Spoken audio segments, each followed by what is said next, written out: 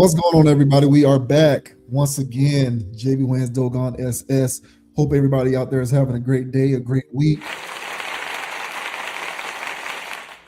Happy to be here on the pod once again to chop it up with everybody, chop it up with the audience, with the community, create some content that'll hopefully get people interested in, talking about these various subject matters. Before we get things kicked off, as always, download the podcast, Apple Podcasts, Amazon Music, and Spotify. If you like to listen to the content audio style, you can also check out the channel on TikTok and Instagram at Conapproach, CONAPPROACH. And if this is your first time checking us out, this is how we kick it each and every video, each and every live stream. You can also do a little bit of catch up as we continue to build upon the content library on the YouTube channel. We got that thing rocking and rolling. So if this is your first time checking us out and you appreciate the content that we deliver, do your boys a big old solid and subscribe to the channel and just interact with the content. Feel free to leave a comment, whether you agree or disagree. We certainly don't avoid lively debate and banter because there really is no right or wrong answer with a lot of this stuff. It's just be reasonable, pretty much is just being reasonable. That's all. Now, with that out of the way, man, we're going to go ahead and get right into it. This first one that we are going to talk about, it's a bit unfortunate, kind of weird, involving Marcellus Wiley, formerly of ESPN and Fox. Now he's, one of the many ex-professional athletes who is, doing his own thing. He's kind of self-employed. He's got his own YouTube channel.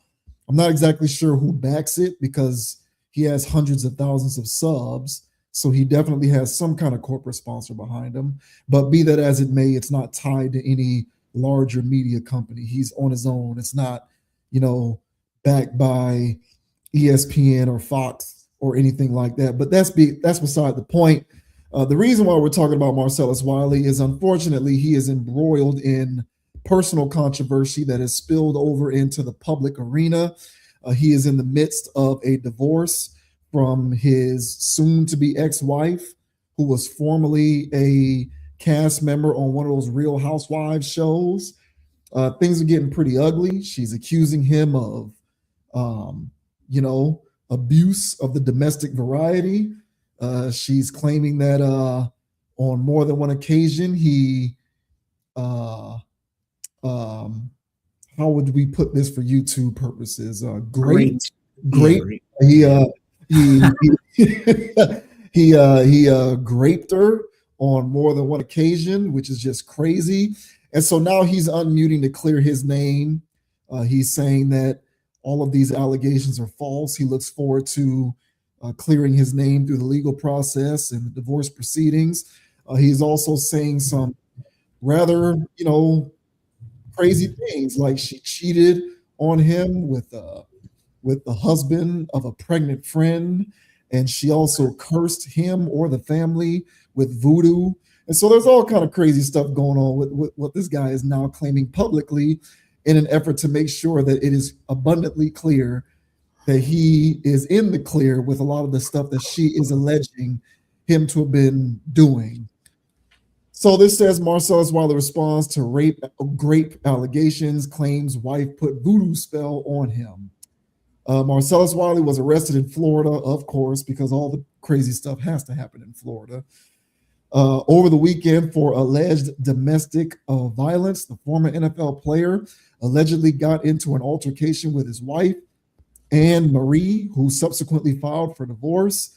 In her divorce filing, Anne Marie Wiley accused her husband of said raping her on multiple occasions. Furthermore, she alleged that the former NFL player has hit her multiple times over the years and even threw a Coca-Cola bottle at her head while she was pregnant. Taking to X on Tuesday night, Marcellus Wiley offered his response to the allegations. He denies the allegations made against him. Moreover, he is accusing his wife of putting a voodoo spell on him and his family. He also claims to have evidence that his wife is the alleged abuser in this situation. So, per Marcellus Wiley, quote, I love my children with everything I am. My highest priority has always been protecting them and preserving the relationship they have with both of their parents. Because of the public allegations made against me by Anne Marie, I have been forced to respond with evidence rather than emotion. More importantly, I owe it to my children to truthfully document what they and I have endured. To do that, I must address the lies Anne Marie has told about me by telling the truth about her and our marriage. Over the years, I have compiled videos, photographs, text messages, emails, and other evidence that directly contradicts those baseless claims and provides a factual record of our family and the events leading to this unfortunate divorce.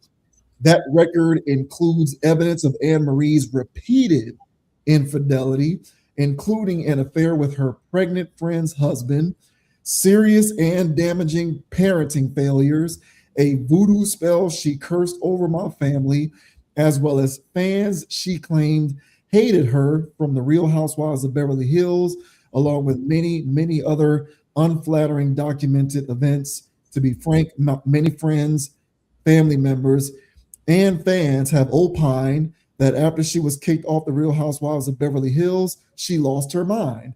Unfortunately, I must agree. I never wanted my family's issues and struggles to become public for any reason, including divorce leverage. But I unfortunately knew this day was inevitable. I was willing to endure anything, even hell itself, if it meant being with my children every single day. I am their hero, and now I am fighting to make sure the positive and real image they know of me is the one that endures. Prepared to address these allegations and related matters through the legal process and with evidence. My focus remains on my children, my integrity, and the truth. Thanks for your understanding. Okay, so that is Marcellus Wiley, in his own words, defending his name as he attempts to undergo this, what is sure to be messy situation publicly with the divorce from his wife, claiming that she was actually the abuser. She cheated on him with a pregnant friend's wife. He actually said several infidelities that just so happens to, according to him, be one of them. And then she also, what was the other thing he said she did? Oh, she placed a voodoo curse over him and his family.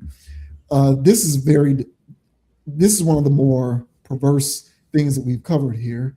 What do you make of what is out in the ecosystem thus far?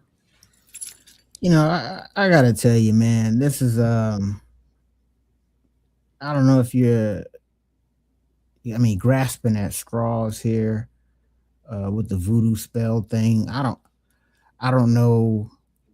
See, that's where you lose a reasonable person. I feel like for the most part, there's two sides to every story. Still do, but when you're hearing these explanations, I'm sure he'll prove this stuff in court somehow. Um, but the part that you really can't prove in court, is this voodoo spell thing. Like I don't know how you can quantify that unless there's some type of written text message thread that she has where she says she put something on somebody or yeah, I did that or whatever. But even then, even let's say that she does somehow admit that, I didn't know supernatural things were covered in the court of law. So that's the part about this that seems a bit odd. Now am I saying that it doesn't happen? Am I saying that voodoo isn't real? I'm not saying either one of those things. People out there really be casting spells on people. So I'm not saying that that's not true. But that's the part about this that seems like a bit of a reach. That's the part about this that makes it seem like I said, grasping at straws to retain any type of dignity that he may have lost through this case. So it's rough business, man. I didn't know this was some type of housewife. Once details started coming out, anytime I would see Marcellus, posted up with family pictures or whatever, I would just see him, her, and the kids, man. And they looked like they were doing the whole celebrity, or I didn't even know she was a celebrity, or somebody that's known. Because outside of being a housewife, what is she? But nevertheless, I just looked at it as such a thing where it was like, all right, man, doing this thing, family, a nice chocolate family. So I'm like, yeah, man. Everybody doing their thing, man. And I was happy for the guy. I didn't know this was some type of housewife. Now, once you introduce that variable, you don't have to explain voodoo spell to me. You know what I'm saying? Like, it's certain things that go without saying that most likely this woman's crazy. So, you've got that on your side. So I don't know if him throwing in those types of things is adding to it. But once you talk about her allegations and stuff like that, because, grape in marriage is a thing, throwing soda cans, I mean, I guess, dude, I'm not trying to laugh at domestic violence. I'm not saying that none of this is true, but at the same time, man, these are wild things. And grape in marriage, bro, I don't know how you can come off that. I don't know how you can clear your name from that. You know what I'm saying? Like, how can you prove that? So, if you're Marcellus. Right. So all in all, man, it is a messy situation, man. But the only thing that I really do have to say is just for anybody out there, people aren't really dealing with housewives themselves, unless you're one of the viewers of our channel that are in that pool of women. But for the average everyday person that's dealing with housewife energy women, I think that this is also a cautionary tale, because you never know, man. If this is just a case of a crazy person and Marcellus is dating that person, or this woman is actually Marcellus is actually the crazy person. Who knows, man? But I know Marcellus Wiley. I don't know her. But once I heard housewife, right there was an automatic red flag. So it looks like he was reaping what he sowed here. You know what I'm saying? Chickens came home to roost. And whatever energy he thought was attractive about that, clearly, hopefully he learned his lesson. But what are your thoughts, man, on this saga between Marcellus Wiley and his soon-to-be ex-wife? What are your thoughts, man? Yeah, I'm not going to be presumptuous in taking either side in this scenario, but what I do think is clear is that there was a lot of dysfunction going on within this household. I don't think it's a stretch to at least assume that much. No, for sure. That there was a lot of dysfunction. And my mind immediately looks at the extenuating parameters concerning the individuals involved. One, a professional athlete, and the other one, a woman who, much like you, I was unaware of her reality TV profile. But in learning that she is someone with a reality TV profile, one can surmise that there are several other case studies that we can point to of pro athlete, whether current or ex, getting with a reality TV / celebrity / entertainment industry adjacent woman, and things boiling over to a point of dysfunction.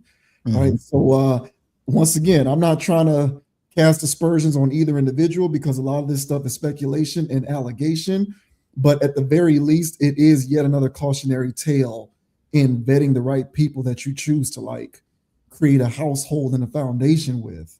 Like, if you're Wiley and the stuff that you're saying is true, and you really are in the clear, then ultimately, bro, you have to bear the brunt of the responsibility, because if she was running around cheating on you multiple times and, doing all of these things that you claim that she was doing, then there should have been an aspect of your judgment as an intelligent man that would have nipped something like this in the bud previously. But it was able to persist, at least in small part, because you allowed it to. So I would say that, as more of the information from this comes out, if that is the case, then he is going to have to look himself in the mirror and understand the role that he played in allowing it to get to this point, and in the future exercise some better judgment, because I don't think you can have it both ways as a man and claim to be an intelligent, forward-thinking, smart person, which is what he often does on his own platform, right? But then at the same time, be the victim of this woman's, crazy, out of control behavior.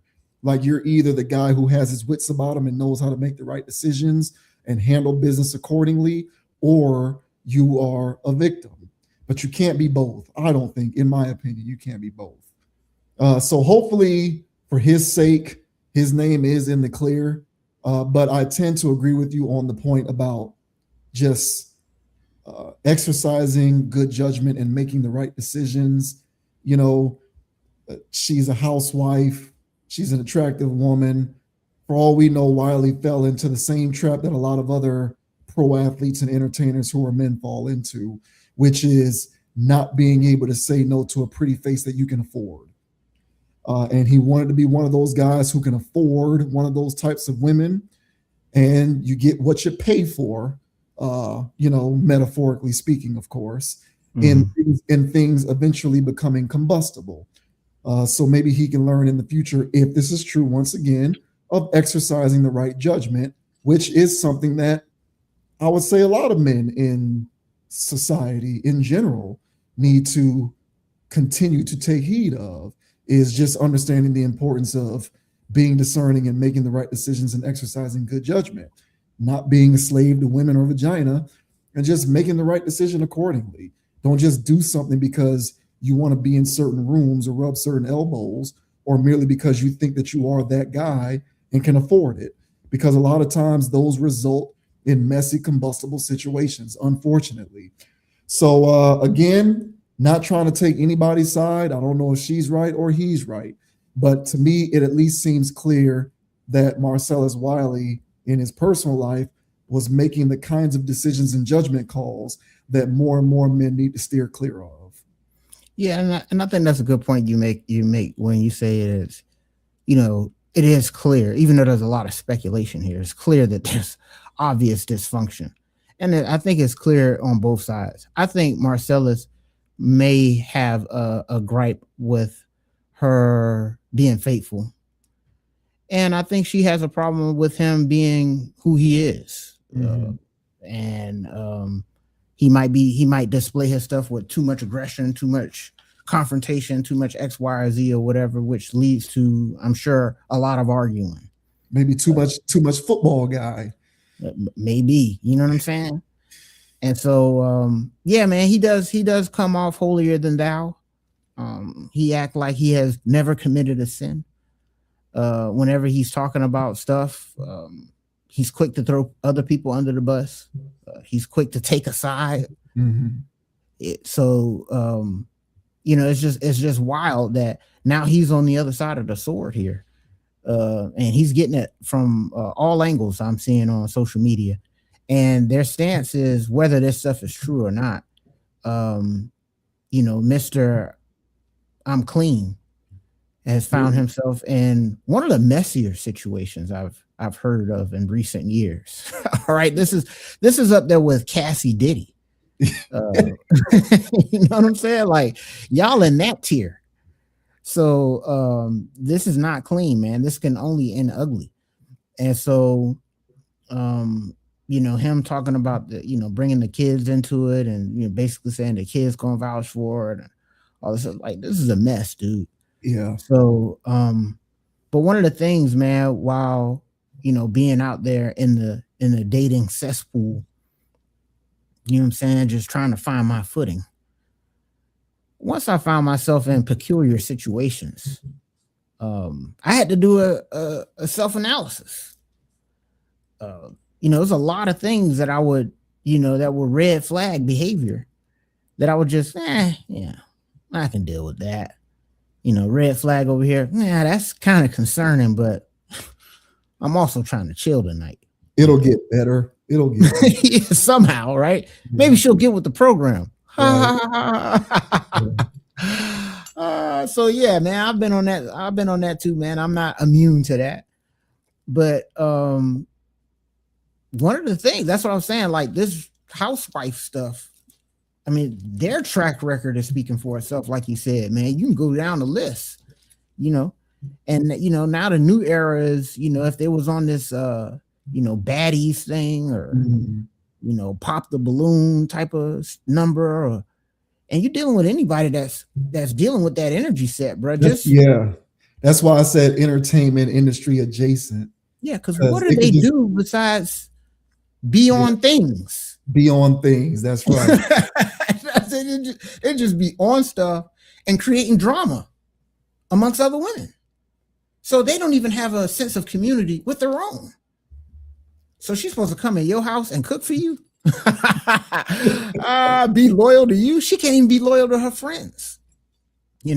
So this whole dig of, her sleeping with her, we can't prove any of that thing. But one thing I will say before I let you go again, I'm sitting here just trying to do my normal, internet scrolling. And here I see Emmanuel Acho talking. Yeah, man, Acho. Because he got some type of thing he do now. You know what I'm saying? Some type of show. Yeah. And what's that boy name that used to play for Cincinnati with the slick hair? TJ Houshmandzadeh. Yeah, Houshmandzadeh, man. Yeah, so but it's mainly Acho. So I'm sitting here trying to watch Acho talk, man. And he's sitting in here getting in their business, talking about something when he was in Nigeria. He saw her over there getting all whatever while she's married with Marcellus. And I'm like, first of all, Acho, why are you telling the internet? yeah, I'm talking about what he said, but you know what I'm saying? I'm just covering the news. This is already, we already said it.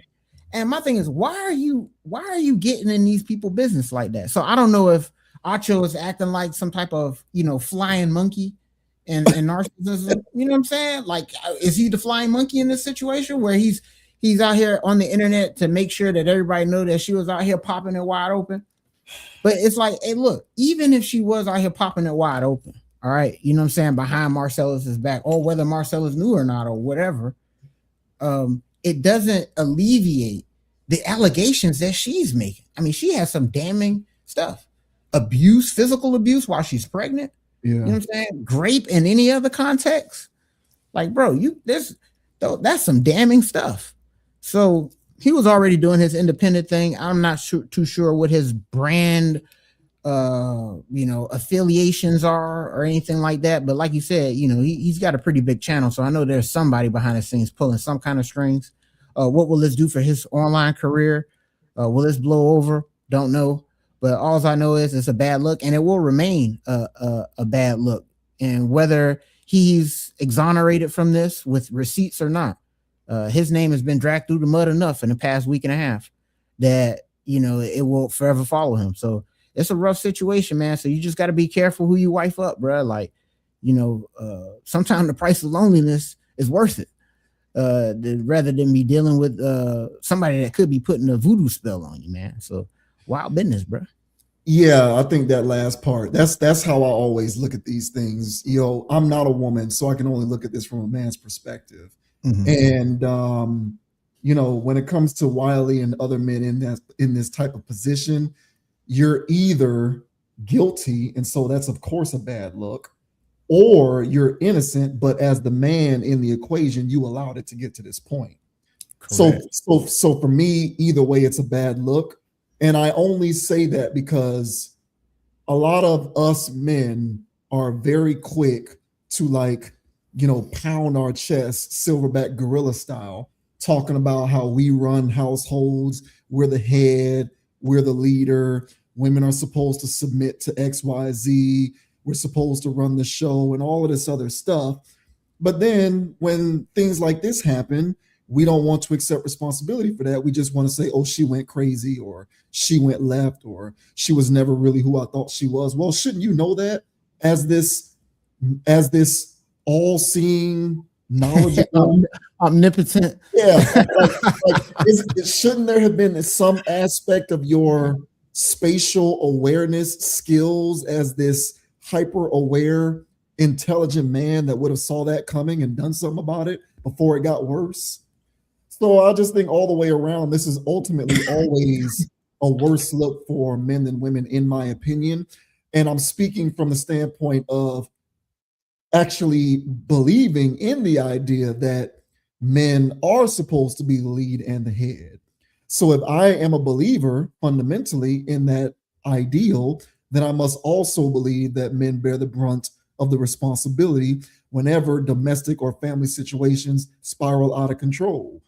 Because heavy is the head that wears the crown, and if you are the one who is perceived to be the leader or the boss or the one in charge or the one in control, when things go south, you're the one who has to take responsibility for that. When Fortune 500 companies go in the red for the fiscal year, the CEO gets canned, not the subordinates below them. It's always the boss who's most responsible, even if the boss isn't actually responsible. It's one of those types of situations. So it's a bad look for him, and for his sake, I just hope everything comes out looking like none of this stuff happened that she's claiming. But even if that is the case, still a bad look, bro, because you still got married to a reality TV socialite, entertainment adjacent type woman. And I'm not trying to cast aspersions generally on that profile of a woman, but there's just use case after use case and replete throughout history of those kinds of situations going left. And I'm not making that up. It's all throughout. You can just do your research on that. Those types of relationships tend to go south for whatever reason. We can go down the rabbit hole on the various reasons as to why. The fact of the matter is, you want to be an upstanding A1 type of guy, even if you are an ex-athlete and you're getting with one of these types of women. It's just not a good idea, based upon the history of it. So you're going to have to wear that, bro, because you did make that call. Yep. So, yeah, man, like I said, bro, you gotta own up. You know what I'm saying? Like, I've done it in my previous situations when I'm doing a self-evaluation, because it's easy to point your finger and go, she's the crazy one, she's the crazy, or you're the crazy person that decided to settle down with this crazy person. So at some point, bro, you have to own up to, your role in it. Not saying that he's not, but this is the cautionary tale of it. Mm-hmm. And if it's starting to get messy, if it's starting to go left, if you barking up the tree and y'all getting into these heated situations, bro, just get out of there. You know what I'm saying? Because you can be either falsely accused or you can actually get pushed to the point to where you're actually on the news for real. So in either case, man, just leave the bad news stuff alone, man. It's not worth it. Whatever you have to do to sever that, make sure that you do that so your name stay clean, man. So wild stuff for Mr. Marcellus, bro. But you don't want to see this happen to anybody. But like I said, the internet, they're having a good time with this because of how he talks about other men. So I'm sure there's some type of domestic situation that went on, and he covered it on his show, absolutely windmilling. And now look at him now. So wild stuff for Mr. Marcellus, man. Hopefully it ain't true, but you never know, bro. Yeah, you never know, but you do. you never know, but you do, man, because he still did what he did. He still made the decision. So, hey, man, good luck to you, brother. I hope it all works out.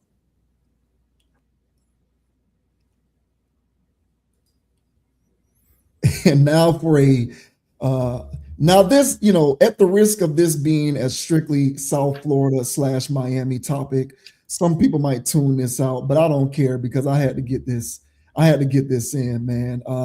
Tyler Herro was a part of a huge trade package to the Milwaukee Bucks that secured Giannis Antetokounmpo coming to the Miami Heat.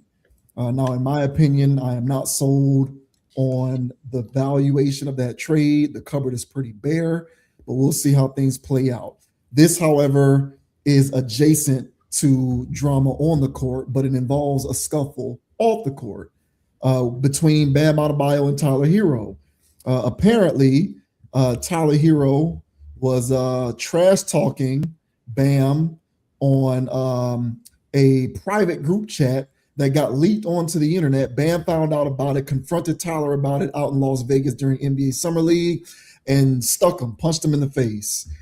And so now in the aftermath of this, Tyler Herro saying, hey, man, I just want to move on, blah, blah, blah.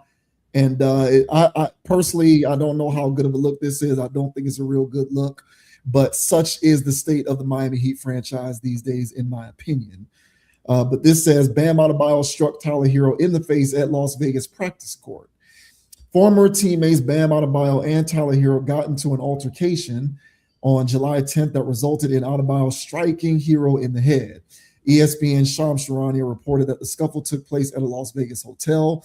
The two were at a practice court when Adebayo approached Herro in front of an AAU team he runs about comments he made on social media after being traded from Miami to Milwaukee. A back and forth between the two escalated until Adebayo landed a blow to Herro's face.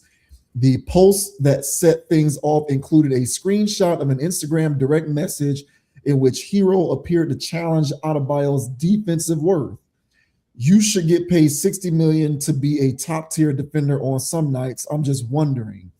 The message read, a separate post in the same vein read, it's a MFer making $60 million, but they worried about me and what I do. Herro also shared a graphic ranking the league's worst mid-range shooters last season, a list that had Adebayo at 35.9% and placed him 10th. Adebayo, who averaged 20.1 points, 10 rebounds, and 1.2 steals per game last season, made history in March when he scored 83 points against the Washington Wizards, surpassing Kobe Bryant's 81 to claim the second highest single game scoring total in NBA history. Hours after the July 10th incident, Herro appeared courtside at the Thomas and Mack Center to watch the Heat beat the Bucks 119-86 in a summer league matchup. He had been interviewed on the Prime broadcast before news of the altercation surfaced, saying the trade was a mutual reset. It's all love in Miami. I've seen a couple of guys, coaching staff, Chris Quinn, Spo, the front office guys. We are all good in Miami. Just an opportunity for both sides to reset, get a fresh start, and both are super happy with this. After the game, Herro dapped up Bucks Summer League players and chatted briefly with Jaime Jaquez Jr. on the floor before leaving. When approached by Sun Sentinel reporter Ira Winderman, Herro said, my only comment is no comment. Adebayo and Herro spent 5 seasons together in Miami, reaching 2 NBA finals during that stretch. All right, so you, of course, a native son of the land. What do you think of this this altercation between former teammates Bam and Tyler Herro? You know, I didn't know that was a real message, because I saw that message before I even heard about this story. And yeah, it was like right after the trade.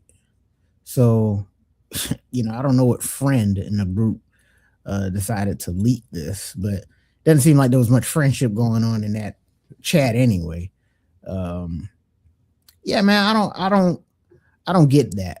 You know, it must be it's not a young person thing. I think it's just a people thing, man. Yeah. Somebody making money, man, and somebody's got a problem with it. And even if I do got a problem with it, I'm not gonna go search stats about it. You know, I'm not gonna, you know what I'm saying? I'm not gonna search stats about it. I'm not gonna say, hey, you know, this person's making this much. Why y'all coming after me? Like, that's some sucker stuff, bro. Like, that sounds like somebody who watches too much sports shows, I would say. Watch too much, because that's what the media does. The media is always talking about salary, and they always juxtapose salary to performance and expectations. Like, that's what commentators on TV and media do. So for him to regurgitate that, it's like the fan who just regurgitates 28, 8, and 7, gets his teammates involved to defend LeBron, right? Correct. Like we talk about that all the time with fans. A lot of these guys, bro, they watch just as much, if not more, of these shows than fans do. That's true. And you know, but it's still sucker stuff to even bring that up. Like, even if you feel like, if I was in Tyler's position and I felt that way, to hell with calling this person my friend or anything. If this is my teammate, man, even if I felt that type of way, I would have to check myself and regulate what that is. I remember growing up, bro. You know what I'm saying? I'm outside playing. We had a busy street growing up. You know, it wasn't no playing no football in the street, even though people did. I wasn't gonna do that. Our street was so big. And you know, every once in a while, man, some real big cars will come down the street, man. You know, rims and all that other stuff, blasting the music. You know, when I was young, I was just cool with it. As I started getting older, man, you know, like in high school, stuff like that, it wasn't hate, but it kind of was, man. And it was like, man, whatever with your car, bro. Like, you ain't got it like that, bro. Like, and I had to check that because internally that didn't feel right. I didn't go out and spew that to other people or whatever, but just internally, man, it just felt like, bro, you hating on bro? Yes, yeah. Like, what did he do? Yeah, he's driving down the street. Yeah, it's making a lot of noise, but you think it's cool. So why you mad that he's doing something? Like, if that's how you feel about it, get on that. I wasn't gonna do what they were doing in order to get those cars, but still, man, go get yourself a car. You know what I'm saying? And so I had to deal with that, and amongst other things. So it'll be other areas and channels in my life where that same type of, hey man, you can hate right now if you want to, you know, but it never felt right. It just never did. So I would rebuke it. You know, these messages that Tyler's doing, man. So I'm sure at this point it's not just isolated to Bam. This is how he feels about life. I'm sure. Where he never regulated that, and so it just comes out. That's how he feel. And you know, to me, that's just, you know, that's a part of manhood, man. That you know, you gotta get that under wraps, you know. But at the same time, man, that same level of envy is what puts men against men in bigger situations. Like, you know what I'm saying? Like when there's warring this and that and things are going on, like, you know, because somebody really got something figured out. And the other person's really a hater over there. So in this context, man, it actually got back. And I didn't take Bam for an on-site kind of guy. That, man. But when Asia Wilson's your old lady, man, you can't be out here not standing on your name, man. That's right, bro. Bro, Asia Wilson is an on-site woman, that's for sure. Yeah, man. So you can't be, you know what I'm saying? That can't be your old lady, and you're not standing on business, man. So this has to go down in the Bam lore. That he scored 83 points. You know, second most in NBA history. He's got Asia Wilson. And on top of that, you know, he'll come to fisticuffs about his name. So, yeah, man, shout out to Bam. And, you know, I expect the greater things from Tyler, man. That's some sucker stuff. I can't even lie, man. And even if he still played for the Heat, man, it's not that he's gone. And I'm saying that's not where it's at, bro. So hopefully he learned his lesson, man. You can't just go talking about people because sometimes it's going to get back to him. But what are your thoughts, man, on this whole Bam Adebayo confronting Tyler Herro about some slick words said in the group chat? What are your thoughts, bro? Yeah, based on everything we know about this, I'm team Bam, which doesn't come as a surprise because even independent of any sort of messy story, I was never team Tyler.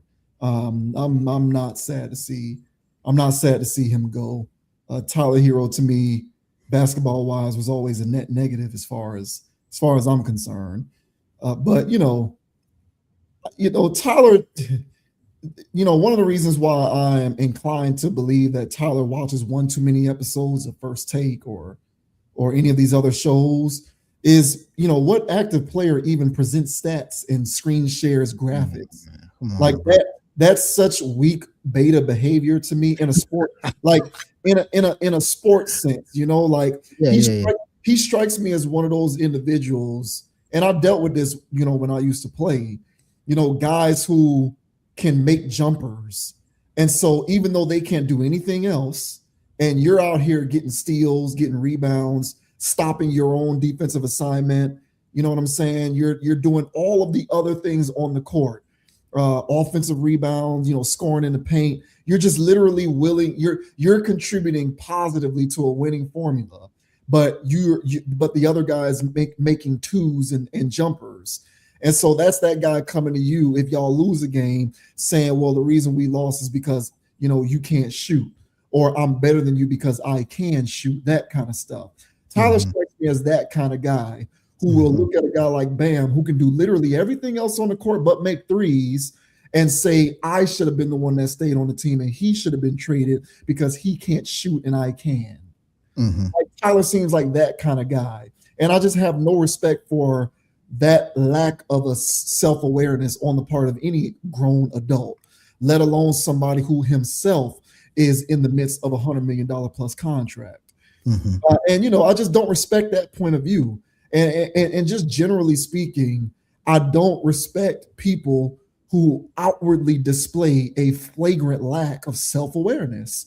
Another one of the things that he is alleged to have, it's not even an allegation because he really did say it. Like, there's proof out there on the internet. Another thing that he said, on the internet that got leaked was, if healthy, nobody can see me. Okay, well, bro, that's no, that's funny, man. That's bro, funny. Yeah, that's what, bro. You don't think the if healthy part is a pretty big caveat?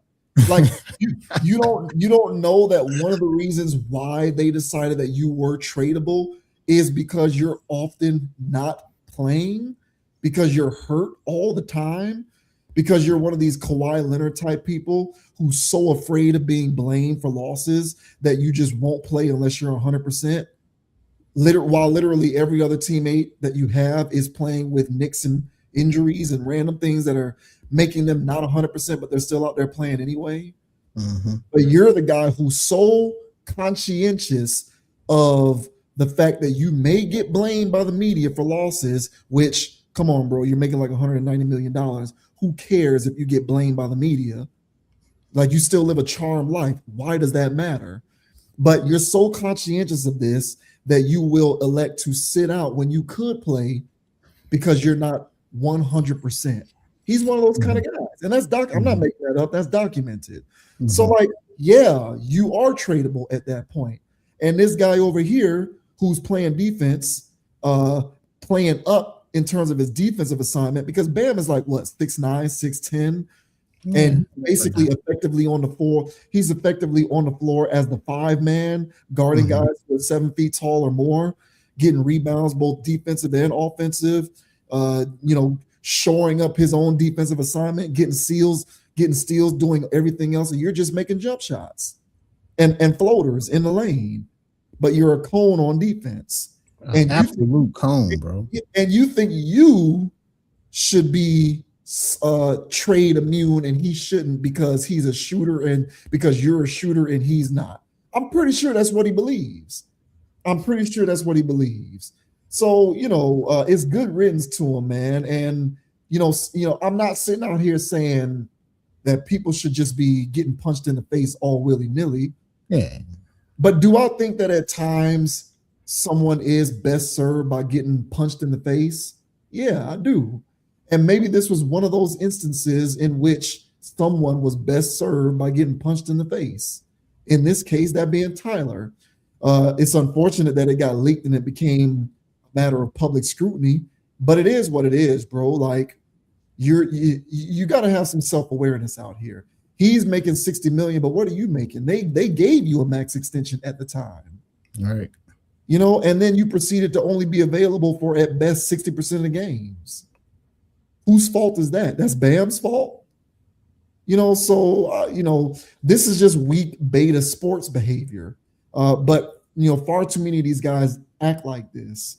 And it's unfortunate because I believe that it is like a microcosm of this up and coming generation that is quick to just unmute on the internet, not know how to handle things maturely, and just repost graphics that they saw on sports media shows.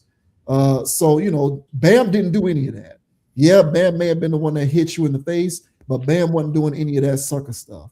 So I'm not here for it. It's good riddance. Even if the team is worse because of the makeup of the roster, juxtaposed to the way it has been in recent memory, less Tyler Herro to me is better. So, yeah, man. I don't. How much was Tyler making per season, bro?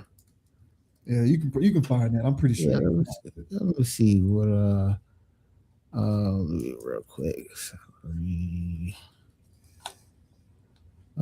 So it's 4 years, 120 million. Yeah, so that's about, about 30 million a year. So I mean, bro, man, if I'm getting $30 million a year, if I'm getting $30 million a year, that's probably his new deal or what? I don't know what his thing was, but yeah, that's about it. It's his current deal. Yeah, his current one. So, bro, I don't care if he's getting 60 and I'm getting 30. Yeah, he's making twice as much as me, bro. But you got 30 million, bro. But Bam was also the one who was most recently extended. Tyler got his deal before Bam signed that contract. So you know how this stuff works. It always goes up. It never goes down. Mm-hmm. Yeah, man. But even then, you know what I'm saying? Like, if I'm getting $30 million to play basketball, like, what are we talking about, bro? That's what I mean by lack of self-awareness. I don't get that, man. And of course, you've laid it all out when it comes to the type of game that Tyler has. And my biggest gripe with him is his lack of defense and his lack of willingness to play defense. It's not the fact that he's poor at it. He just doesn't care to do it. So all of that, man, that's part of what your agent set up. Get mad at your agent. You know what I'm saying? And if your agent, I'm telling you right now, your agent would tell you that you don't play no damn defense. And all that unicorn stuff that you mentioned that Bam does, you know what I'm saying? Like, people got stuff to say about Bam, but all that stuff that you mentioned, find another guy that's doing all of that has the capability of doing all that. So even if he's missing mid-range jumpers, he's literally in a tier of his own when it comes to his capabilities offensively and defensively. Well, all of the shooting that Tyler was able to proliferate with the Heat, the vast majority of it was off of looks that he got because of Bam. Exactly. And again, I'm not the huge, like, I'm a Bam guy, but I'm not like, I unlike the Heat, I don't think Bam should be completely untouchable. I think in the right scenario, I don't think there's any player that's untouchable unless you're LeBron in his prime or Kobe in his prime or something like that. But there are very few players in the whole league who I would say are just unassailable entirely. Bam is certainly not one of them, but I'm still enough of a Bam guy to be like, he's a positive on the court overall. You know, and even if he's not out there hitting threes and jumpers, how many of your looks by percentage were due to what he contributes directly? Right. And he plays basketball and he's available. And when he's not available, he's not available, but he's available most of the time and he's playing and he plays hard. Like, it's hard to find all the components that Bam has. That's why in today's market, at least according to Miami, he is untouchable. Because where are you going to find this again? You're not. So they go, look, we have him. Other teams wish they could have a Bam. So we're not giving off Bam. There's a whole bunch of Tyler Herros out here. Yeah. And if Tyler, I don't care how nice you think you are, bro, you have to be able to see that. And like you said, of course, he's living in his own, blinders type of situation. But, maybe when he get older, he'll realize, man. But I think, like you said, some people need a punch in the face. And most likely, because I don't take Tyler for a dumb person. I just take him for a young person. I'm pretty sure, and at least the way he answered this, and he's just trying to move on, or A, because it's embarrassing, and B, it's like, yeah, bro, like, I'm sure he was embarrassed when it got leaked. Mm-hmm. So it's just double embarrassment for him. So I'm sure he wants to move on from that, and hopefully that's enough repellent for him to not even be in that mode of a person. Damn sure not leave text threads of it. So yeah, man, I just think that's lame, bro. Like, you gotta be monitoring your thoughts, man. You have to monitor your hating that you do. And I'm sure if there's anybody out there watching our channel, they would think that I'm a hater. All right? You know what I'm saying? I do hate on people, but I have good reason to. You know what I'm saying? you know, but in all seriousness, man, this type of hatred right here, man, you know, it's not a surprise that the karma came swift. So, Yeah. you know, shout out to Bam, man, and Tyler, get it together, bro. That's what I can say, man. Yeah, I agree. I mean, I just think, when you say if healthy, no one can see me. Well, bro, that's a big deal. That's a big deal. You're not healthy, so they can't see you. And what is he talking about? And what is he talking about? Like, you know, a game of king, you know, like what are you talking about, bro? Like, I guess he's trying to say when healthy, he's like an elite player, the best player. I don't know. Bro, he can get you if you get buckets, bro. That don't mean.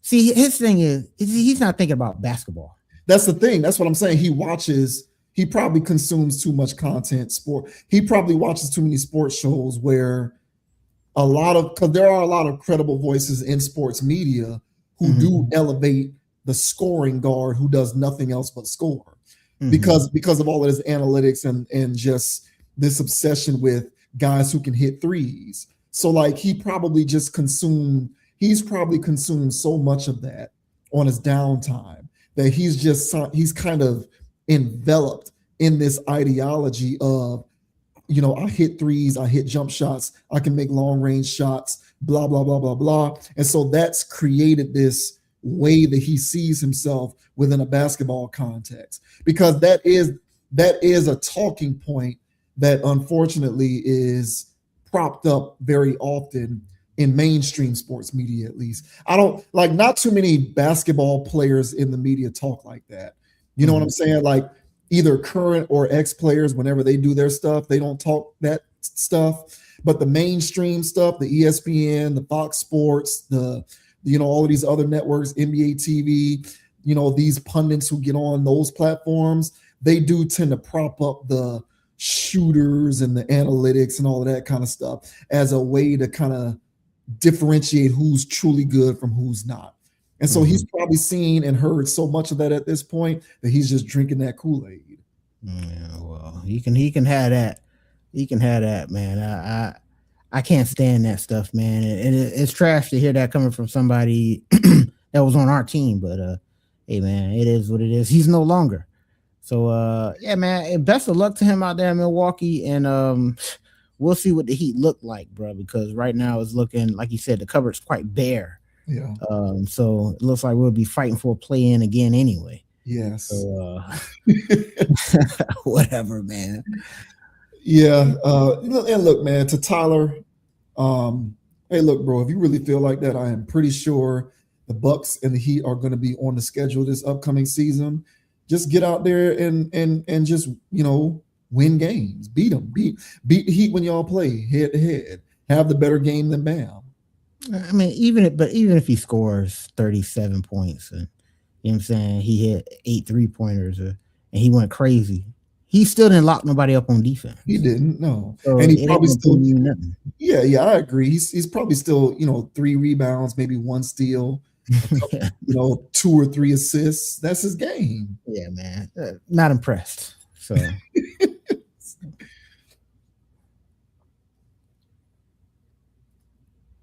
we move on to T.I., who shared what I thought were interesting comments about one of the goals that he had with parenting his children.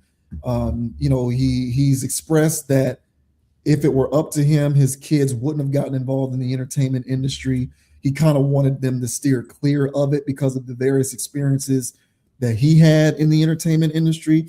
Now, of course, if you follow along with any of this hip hop / entertainment news, you'll know that he failed gloriously in that quest because nearly all of his children are involved in the entertainment industry in some capacity.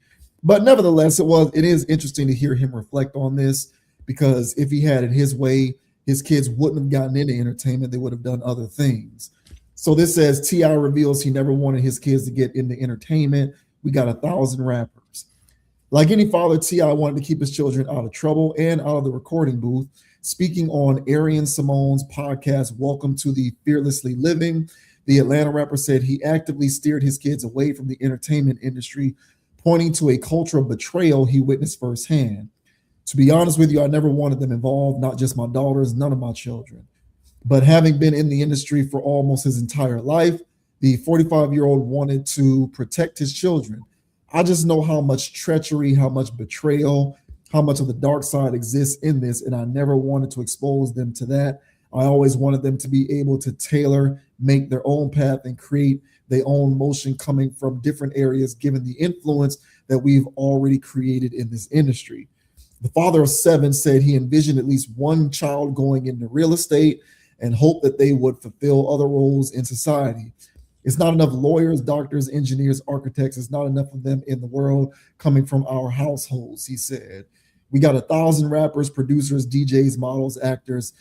Not that there's anything wrong with any of this, but for us to evolve the way that I envision us in evolving, I just feel like we need more Thurgood Marshalls. We need more Ben Crumps. We need more than just entertainment. We can't just entertain our way out of the slump that we're in. Despite those wishes, several of his children have found their way into entertainment, with sons King and Domani rapping, Messiah making country blues music, and daughters Zanique and Eris singing.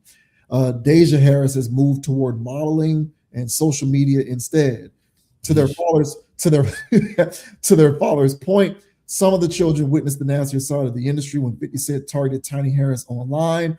Both King and Domani released diss tracks in their mother's defense, pulling the feud into the next generation. On the Ebro Laura Rosenberg show on March 3rd, T.I. said he was conflicted. No, I don't enjoy it. I spent so much time trying to get this little N-word off the ledge. Now he has justifiable means to undo all of the teaching that I've been teaching. He drew a line when King posted a photo wearing a shirt featuring 50 Cent's late mother. I said, that's enough when I seen that damn t-shirt. I'm big on treating people the way I want to be treated. T.I.'s 12th studio album, Kill the King, is reportedly set to be his final musical offering. He was spotted alongside Domani and King Harris at the BET Awards, celebrating what he has called his final chapter in the business he once tried to keep his children out of. All right, so what do you make of T.I.'s comments about wanting to keep his kids out of entertainment? Yeah, it's noble. I don't fault him for that, and his reasonings are valid. He can only say so much, so he left it at treacherous and betrayal. But there's a lot of stuff that fits in that treacherous bucket. The betrayal is also a thing, but the treacherous part is also very concerning. And that's the part about it that really leaves scars on people. Betrayal, you can learn from that. But the treachery, you can ultimately be consumed by that, I believe. And yeah, man, a lot of the stuff that T.I. talked about in his rhymes and stuff, the way that he carries himself, it does seem like he came from something, it didn't seem like he was making all of that up. So it sounded like he had it rough, coming up, and him making his way through the industry. I didn't even know who T.I. was for like the longest. It wasn't until Rubber Band Man, and I didn't even know that he had a whole album out before that. I was like, oh, or was it what was it? It was Bone Crusher. It was I Ain't Never Scared. That was the first time I've heard it. Yeah. And I was like, who's this guy? You know what I'm saying? And girls were like, you don't know who T.I. is? Absolutely not. And at that point, I was tapped in, bro. I still didn't know who he was. But when I was doing my homework and I'm sitting there going, I was like, oh, he was already plugged in. Like he was in the industry from go. Yeah. His first album, he was already, he already had a deal. So for already having a deal to being in the industry for as long as he's been in it, yeah, bro, he done seen how ridiculous it can get. I'm sure, either figuratively or literally, he's opened doors and he saw some nefarious things going on in those doors. Hell, there was already rumors some years ago about him and Tiny participating in nefarious stuff. And this is an appetite that I believe that they've got from the industry itself. So from T.I. seeing all these things, witnessing all these things from the street life into the industry life and being a part of all of that, I'm sure he didn't want none of that for his kids, not the street stuff or the industry stuff. But the crazy part about it is, man, The kids are watching. I mean, you can say whatever the hell you want. You are the kids' TV. And I can only imagine if the kids are seeing you on TV. On the radio, mama used to be singing songs. Y'all was doing this, y'all was touring. We got this big old house because of that. People telling me how much I look like you, how much I blah, blah, blah, blah. And it's just, they seeing this stuff all the time. Dad going away on tour. Dad got cameras in the house because he's shooting a new thing, or he about to, like, you can't tell them no. They see dad every day, but as soon as dad walk outside, it's Mr. T.I., it's this, is that. Everybody wanting an autograph. And why wouldn't they want that? So I understand that he didn't want that. And I'm sure he was trying to help cultivate his kids as he saw they were going in that direction, to make sure that they're not going too far from off base. But yeah, man, it's a gift and a curse of being in that lifestyle, man. You could want to keep them away from all of those glitz and glamour if you want, but kids are their parents in more ways than they would like to admit. And so, yeah, man, I'm sure he's adapted to it. But although he may have wanted those things, I'm pretty sure he's glad that his kids came out the way that they did. King is the only one out here showing his behind. Everybody else seems to be in line. That's the wild King of Wild. I think we covered a topic on King, bro. If you make it the conscious approach, bro, right, man, you're doing too much. So, but yeah, man, all in all, I have my gripes with T.I. for other things that I feel like he does. But one thing that I could say, at least from what I've seen, is that, yeah, he does at least try to be the best father he could to those kids. So I'm not surprised that he had this take. But what are your thoughts on Mr. T.I. saying that he didn't want any of his kids to be a part of the entertainment industry? On top of that, we've got too many rappers. We need more doctors and lawyers. What are your thoughts, man? I wish he had succeeded. Mm-hmm. I wish he had succeeded because I agree with him, but he failed. He clearly failed, and that's not. I'm not blaming him because I agree with you. It's kind of, when you are raising kids in that kind of an environment, it's difficult for them to replicate your formula. So I feel like it's very. You can try.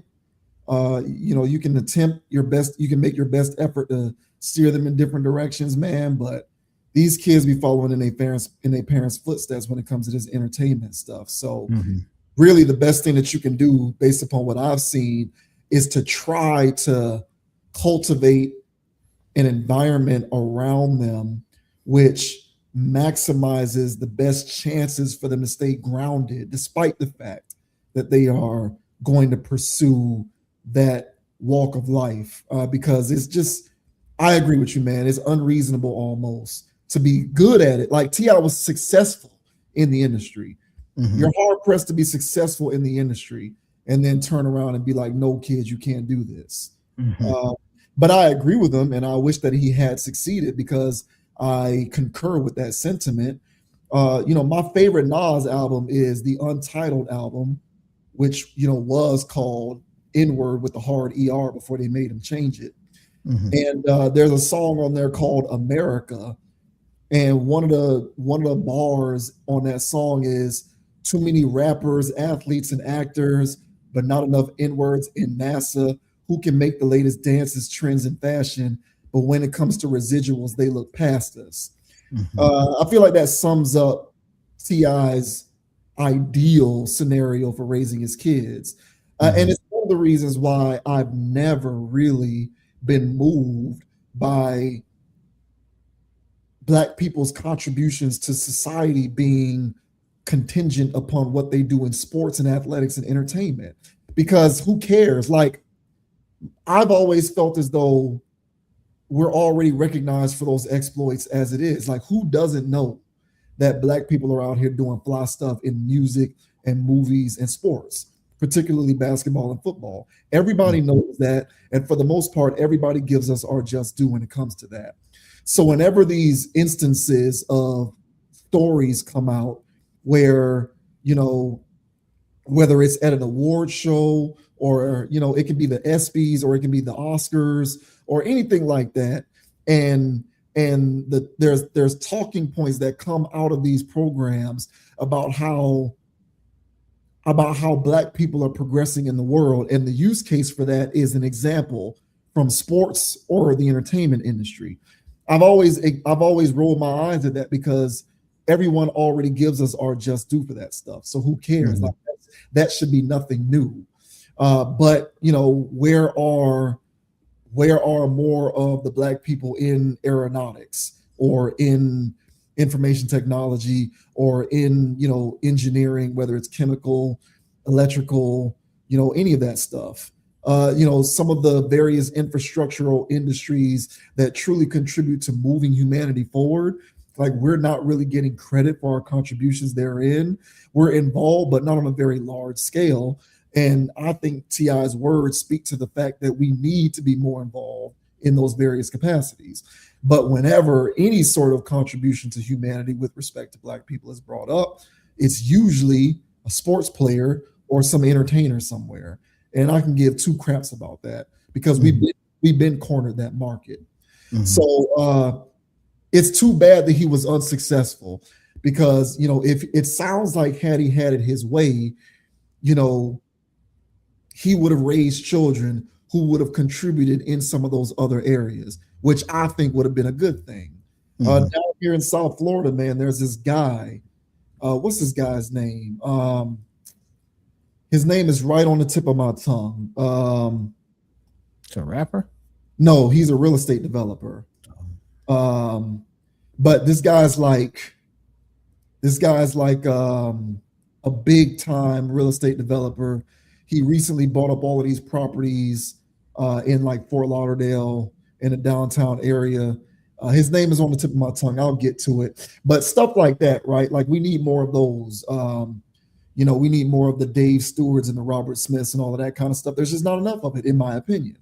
I really, at this point, I am numb to whenever a Black person does anything in sports and athletics and entertainment, because they'll always throw us that bone. They always will, because in the grand scheme of things, the residuals aren't located in those various capacities, in my opinion. So it's too bad that he was unsuccessful, because it kind of sounds like he would have liked to have been a part of moving the needle forward in that regard. But more of that does need to happen, as far as I'm concerned.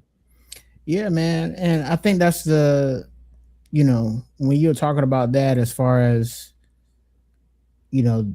that's, we pretty much already get our just due in that. And yeah, I mean, across the world, man, people love us on the basketball court or on the football field, in the studio. But it stops there, in a lot of places in the world. They're still scared of us in a lot of capacities, man. It's a zoo animal kind of thing, man. You're just good for the entertainment. And that's unfortunate. And I know that's not, of course, the story of, everybody. But at the same time, man, when people talk about generational wealth, man, yeah, they often point to these people that get millions of dollars and all of this other stuff, man. But, generational wealth, is more of a sustainable thing. It's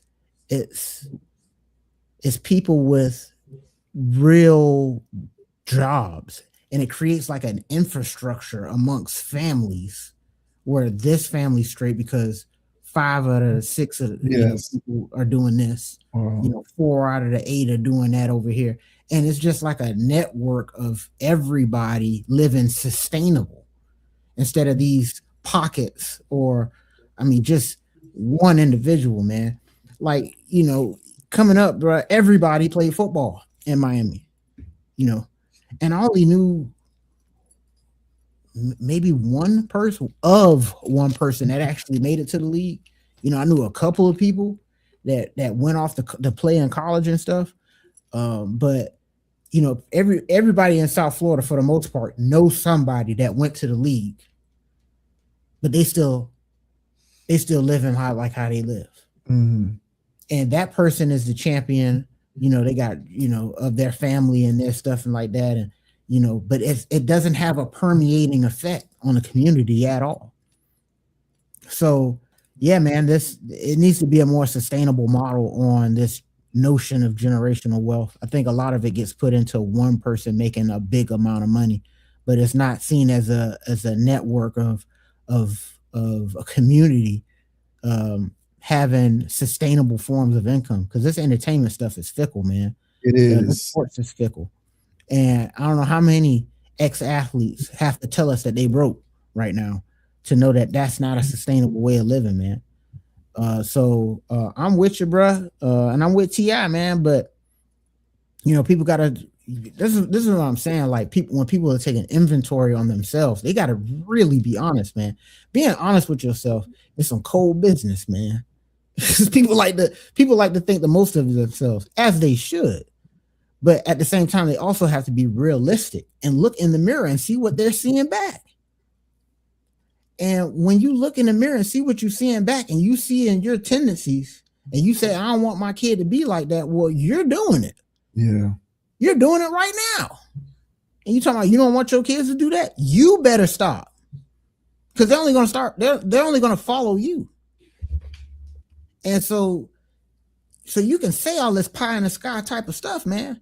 But at the end of the day, there's some level of being realistic. So if there was a level of being realistic, like we were saying, man, that all right, bro, I want you to be a doctor, but you around here talking about you a real N-word too much around here. You know what I'm saying? Your chest talking about you from Mechanicsville or something. You know what I'm saying? Buckhead or wherever these kids claiming that they from or whatever. And it's just like you doing too much of that stuff. Even Boosie was talking that stuff like he didn't want his tootie wow young man to not be doing. I was like, bro, Boosie, you wanted your kid to not be like you? Are you kidding me? You know what I'm saying? So they can say all of these things, but these kids are watching, and people love to talk about how the person in a relationship that they're in a relationship with is their mirror. Your child is like a direct. I mean, it is a clone of you, bro. That is a reflection of what you got going on. So. Yeah, man, if you don't want this for your kid's future, then you got to change as a person.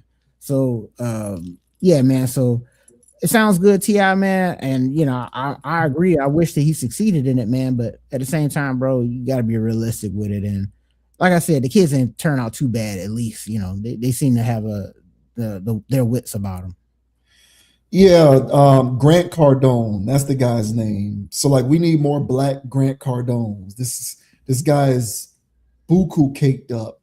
He is cornering the real estate development market down here in South Florida. His company is just buying up all of these property management companies, taking over the ownership, and just making moves, man. The guy's just caked up. And of course, overnight there's not going to be Black Grant Cardones, but I feel like the idea should be, let's create more incubators to produce more Black Grant Cardones. Mm-hmm. I think the thought of that should be the first step. And I don't know that the thought of that is something that is truly entrenched in the culture. I think we're still looking at entertainment as our way out, so to speak, which is crazy that in 2026, that's still a prevailing wisdom. I find that mind-boggling. Mm-hmm. But, and then real quick,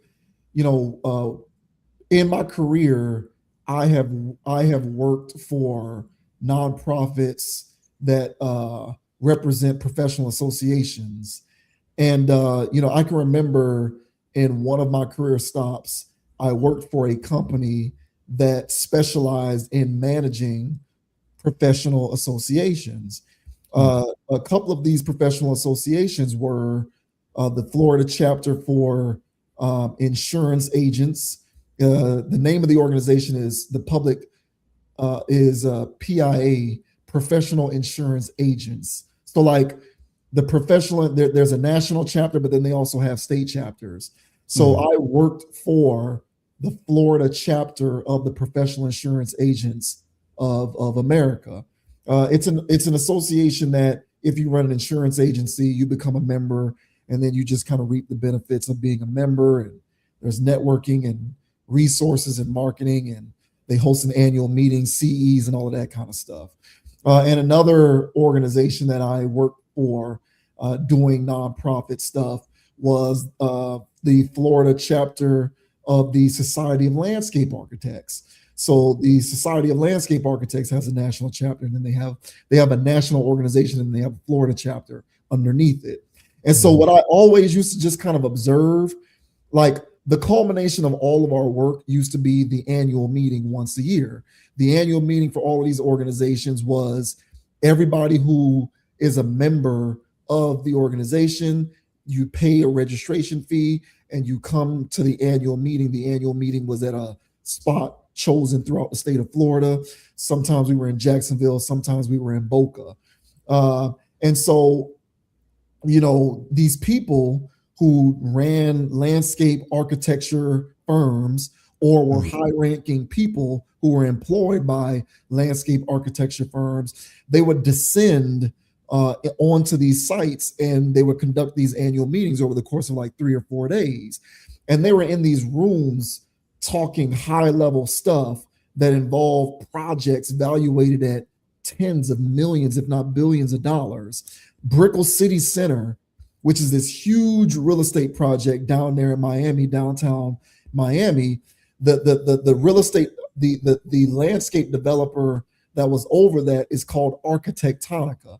Architectonica was a member, or still is a member, of the Florida chapter of landscape architects. So they were at the annual meeting every year.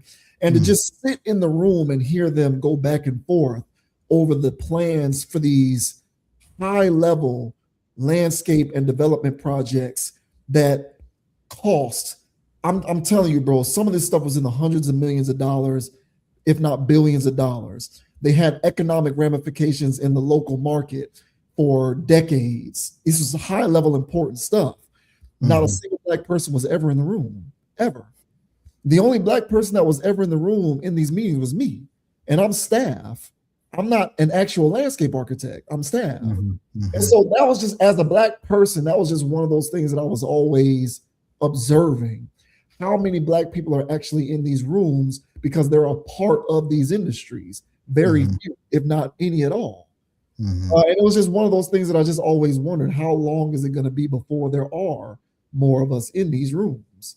And to this day, I'm just not seeing it. I don't see it. Another example, even currently, right now, the organization that I work for represents people who are in the financial advisory space. So people who run life insurance agencies, they run their own companies and a lot of that stuff. We do annual meetings. I was just in Washington, D.C. for one of the 2 bigger events that we have of the year. All of these people who are members of our organization come to D.C. so that they can walk Capitol Hill and hold meetings with legislators in D.C. and stuff like that. I'm ballparking it here, but if, you know, there's 5,000 attendees that were at this meeting, maybe 30 people out of those 5,000 are black, maybe. And I might be generous with saying 30. And so, yeah, my point is that the end all to be all? Of course not. Is it, in a roundabout way, still talking about employment? Yeah, if you want to focus on that, fine. I guess you can fixate on that. But the overall idea is these are billion-dollar industries that contribute to the fabric of moving humanity forward, in my opinion. You can say whatever you want about working for somebody or any of that kind of stuff. But at the end of the day, you still need car insurance. You are still paying for homeowners insurance if you own a home, right? You still got a 401k. These are services and things that, as an individual consumer, we all depend on. And the industries are proliferated by no one that looks like us. So I would like to see a change in that regard that I am currently not really seeing progress made. And so I kind of felt like that's what T.I.'s comments reminded me of, because we're still not there. Even in 2026, I'm not seeing it. And I'm doing it. I'm in the rooms. I'm flying to Iowa. I'm flying to D.C. I was in Virginia last year. I'm going to be in Vegas later on this year. I'm still not seeing where we are in these rooms.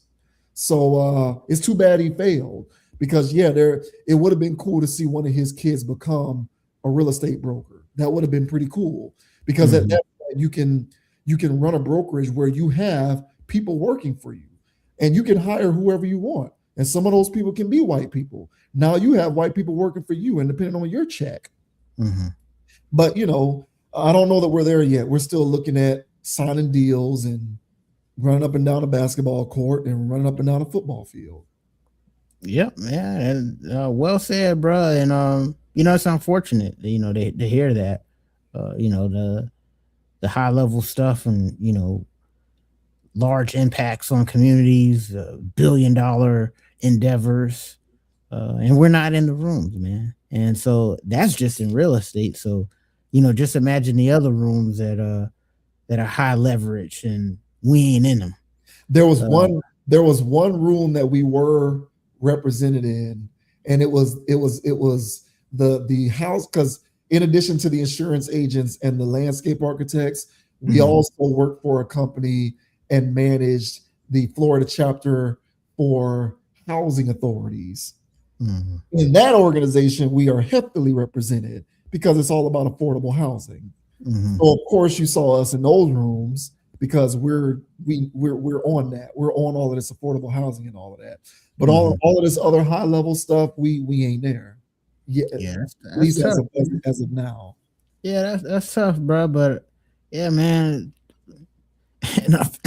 our future generation is talking about brown booty holes, man. So it don't like we're gonna be there anytime soon, man. Which is unfortunate, bro. But that's where we at, dog. So, hey, man, it's on us though, man. You know what I'm saying? To pay it forward, as they say, to make sure that the next generation of young people do have a fair shot when it comes to having a real sustainable income, man.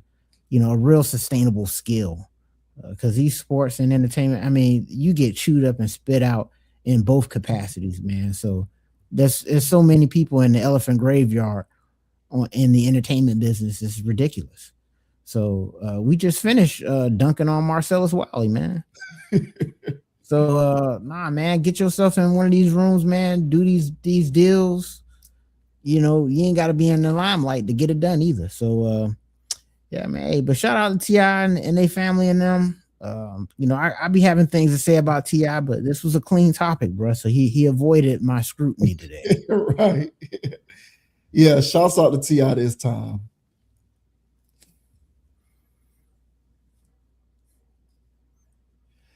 Okay, now I can imagine there are going to be a lot of lashes for this topic. So this video has gone incredibly viral. It's a two-parter. So right now, Chris Brown isn't it him and Usher? Isn't it both of them? They on a boat. They're both on tour. They're both on a scandalous tour right now, man. I can't believe these two have joined forces. It's ridiculous, man. Yeah. So there's a video that's gone viral of a woman who was in the audience at Chris Brown's show. She became a part of the performance. And it's gone incredibly viral because this woman's husband is allegedly not too happy with what he saw. Now, I believe you're saying that as of now, we do not have receipts confirming that he is actually this woman's husband. Is that correct? This is just what the streets are saying, but right. Okay. We still want to carry along the conversation. Right. So first, we'll go ahead and just kind of show the hoopla surrounding this. Now, I'm going to keep the video on mute because if I don't, we'll get hit with a copyright flag because Chris Brown's music is playing in this video. But I don't think you need to hear this particular audio to get the gist of what's going on here. So what you're seeing is Chris Brown with this woman whom he brought up onto the stage to participate in the performance with him. So we'll go ahead and play it and you'll be the judge for yourself. All right, so there's Chris Brown and there's Chris Brown doing Chris Brown things. And mind you guys, this is a professional. I'm talking to YouTube. This is a professional stage performance. So we're not showing anything. Pay attention to what the woman's doing. Yeah, pay attention to what she's doing there. Okay. So needless to say, she is very enthusiastic about being a part of this. I don't think that there's any stretch to say that. All right, so we'll go ahead and dead that one. And so now what we are going to play for you is what is allegedly a response from the woman's husband. So this we can't play the audio for. So we'll play this audio and then we'll give our 2 cents on the back end here. You can get on stage with Chris Brown, take you down, huh? Take you down here. Here's the rest of your shit. You think it's sweet? You think you get on stage with Chris Brown? Well, come get your shit. Come get all your shit. Talking about take me down. Yeah, take you down. How about now? You take you down. Do all your shit out, huh? You got me. Think you can get on stage with Chris Brown? Take you down, huh? All right, there you go. Take you down, all right. You can get on. Yeah, that. So he's kicking her out, throwing all her stuff out. My boy is not appreciative of what he saw go down at the Chris Brown show between he and his alleged wife, if that is indeed true. Floor is yours, man. What do you make of this very viral video right now? Yeah, man, this is I think this has been brewing for some years now, man. As you mentioned, Usher has his faux pas out there. We already were well aware of the racy photos that Chris Brown was taking with his fans, with him grabbing a fistful and all of that stuff. So I thought it was just there for Chris Brown. I thought it was just the photos afterwards. I didn't know there was also a stage performance where he's literally performing somewhere in the between of hardcore and softcore at the same time. It's like, this isn't technically softcore here, but it's not hardcore either, but he's right there dancing on that line. All right. So I didn't know that kind of stuff was going on. And apparently, bruh, in order to get, be one of these specially chosen people, because she was also making it known out there that it was random selection, but there's like premium tickets you got to pay. Now, of course, I'm not, this is just word on the internet. Okay. But up to $20K for these special type of seats in these concerts. So where they're in this VIP kind of area, this whatever, and then he chooses from this these host of women. Okay, so the girl gets on stage, she gets selected at random, and yeah, man, he makes out with her on stage, and then we all saw the thrusting that ensued afterwards, man. So when it comes to, and like I said, this has been brewing for some years now. There's already been conversations about this on the internet where we've also spoke about it. I think it was especially with that Usher thing, where it was like, look, man, you send your old lady out there. Me personally, I'm not down for that. All right. Now, if she's going to a Chris Brown concert or Usher concert and she's up in the nosebleeds, I'm still not going to like that, but she's up in the nosebleeds. But if you're paying for these VIP meet and greet, you know what I'm saying, type of situations, I'm not going for that.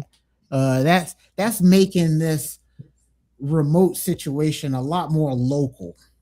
And, things can happen in those contexts that I can't, I wouldn't be happy with.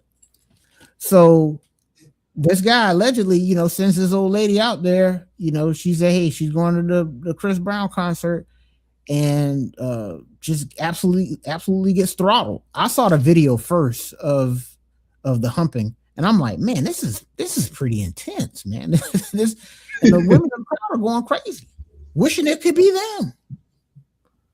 You know what I'm saying? And so even if your old lady was there, she was wishing that was her. So there's a part about this Chris Brown. I think it's just like, it's like, I don't know, man. It kind of like, it should inform you as, you know, who you're dating. And if your old lady would actually even go to the concert, man, you know what I'm saying? So a Chris Brown, a Usher, or any adjacent to that, to use one of your words, bro. I'm not dealing with none of that. I'm not cool with it, bro, because it, you know, we normally know about the groupie stuff that goes on, but if they get pulled up on stage to become part of the show, and just be a prop, you know, I ain't paying for that, bro. I ain't paying your rent. I ain't paying your car note. You better go get Chris Brown and to pay your car note and all that other stuff, man. But to hell with that, man. But what are your thoughts on this whole fiasco? This lady getting on stage, getting absolutely thrashed by Chris Brown, and then allegedly the husband gets on the internet and throws her out. What are your thoughts, man? Well, if you're throwing her stuff out, it means that y'all live together. If you live together, it means that you're past the casual dating phase. If you're past the casual dating phase, one can assume you know who this person is.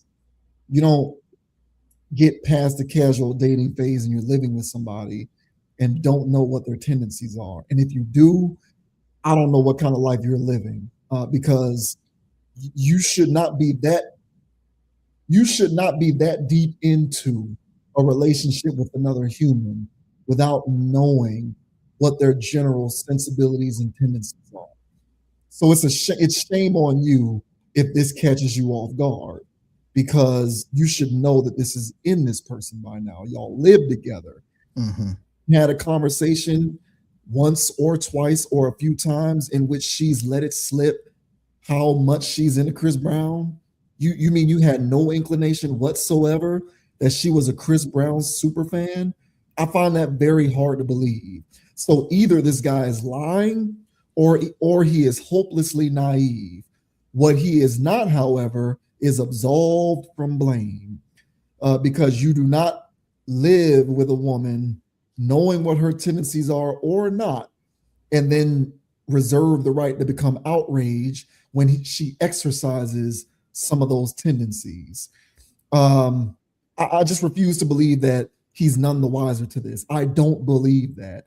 The way that she was left cheeking and right cheeking on that stage. Bro, she was left cheek, right cheeking on that stage for this dude. Like this is something she's done before. And if it's not something that she's done before for Chris Brown, it's something she's done before for somebody else. Yeah, because no, I'll put it to you like this: no sexually repressed, sexually reserved woman knows how to do that. I ain't seen one yet who's reserved. I have not seen a sexually reserved, repressed woman who knows how to do that kind of stuff. So you know that this is in her. You have to. Mm-hmm. And if you don't, shame on you. Either way, bro, it's on you. This is similar to what I was saying about Marcellus Wiley. You are either blinded by vagina and none the wiser to what you're getting yourself involved in, or you understood and signed up for it anyway. Either way, you are ultimately responsible for any of this fallout. And I am not going to sympathize with you just because you became bold enough to get onto your phone and record a video of you throwing her stuff out. Mm-hmm. And I find it very hard to believe that you were completely oblivious to this being something that she's about. I refuse to believe that. I don't believe it. So ultimately, this is on him. This is the guy, and I'm not calling this woman a stripper, but what I'm saying is this is the guy who starts dating a stripper, asks a stripper to move in with him, proposes to a stripper, and then gets upset because the woman went to some other guy's house to do a private show for him as a stripper. Mm-hmm. You can't do that. You didn't think that this would happen. She's a stripper. Where did you meet her? Where did you find her? I wonder where he met this woman. Yeah, that's a good question. I wonder where he met her. And now you're like, oh, let me throw your stuff out. Bro, you signed up for this. You like that. The same thing that made her, the same thing that has her paying for those premium tickets, the same thing that has her on stage moving and gyrating like that is the same reason why you fell for her in the first place. It's the same thing. Yep. So you can't think that she's not going to do it for anybody else but you. I mean, that's what marriage is supposed to be. If they're married, well, that's allegedly if they are married. But but let's operate under the assumption that they are. Mm-hmm. You know what you signed up for. No, I know. And the thing about it is, she probably started doing that for you when she was in the midst of doing it for somebody else. Oh, 100, bro. So this outrage on the part of this guy, not buying that at all. At this point, I don't really have any commentary when it comes to these women willing to risk it all in this regard. The book is out on this. These chicks are for the streets. Like, you may say you'd be uncomfortable. Like, you may say that you would not be totally comfortable with your lady going to this show. But at the same time, I find it difficult to believe that you, knowing you, would be with a woman who would go to a Chris Brown show like that in the first place. Yeah, that'd be tough, bro. Like, I wouldn't. We would have had so many other conversations. You know what I'm saying? And it would have been so boppy. You know what I'm saying? She would have given me such bop answers, and it's like, well, I can't wife this up, man. You're at the very least, you're not going to at some point move in with her. No. That's what I'm saying. So I feel like these guys sign up for this stuff willfully, and then they decide to engage in selective outrage. That's what I think. And so I'm not gonna fall for it. Like, I could flame her, I could flame Chris Brown, I could flame this whole can't keep it in the pants culture, but that's the timeline that we're moving on. And so I'm over complaining about that because that's where we are. You know, the complete normalization of sex work, all of these other ancillary conversations that this can dovetail into. At this point, I don't even feel the need to do that anymore because I've accepted it for what it is. You have to vet these humans that you're getting involved with, and you either didn't vet her adequately enough, or you did and decided, I'm fine with this. It's one or the other. There's no in between. And in either case, you can't then engage in selective outrage, throwing her stuff out, talking about, oh, we done, this is it. You know, I'm gonna take you down. Nah, bro, she took you down. She did. Hey, listen, I wouldn't have done that. You know what I'm saying? If that was me, I would have stayed anonymous. Everybody would have been like, damn, who old lady does that? She better be single. You know what I'm saying? I would have stayed in the shadows. I wouldn't have tried to redeem myself by doing this. Now, the comment sections have been having fun with it. You know, there's a lot of people saying that they're with this guy, and you know, there's you got to behave yourself. There's women coming out saying you got to behave yourself and all this stuff. But like we said, man, you're dealing with an archetype of a person. So some of these girls will do that for Chris Brown. Some of these other girls, they'll do it for the cool dude at work. Yeah. He got to be Chris Brown. Left cheek, right cheek for his ass. Yeah. Okay. You know what I'm saying? Now, it's not going to be posted on the internet, so you ain't even going to know about it. You can have inclinations. You know what I'm saying? You can have inclinations. So it don't have to be on the grandiose scale. You know what I'm saying? It could just be a chick that you into, and she doing street stuff. So that's the part about the vetting process where you really have to, you really gotta take what they're telling you, bro. You know what I'm saying? Either consciously or subconsciously, bro. Like, they're telling you who they are and what they're about, and you can go for that if you want. You know what I'm saying? But don't be surprised. You know when something don't add up one day.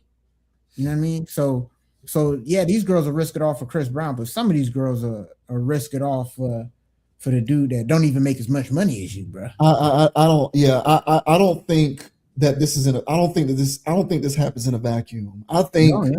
that if she's on stage doing it for Chris Brown, then she'll also do it for somebody who's not Chris Brown.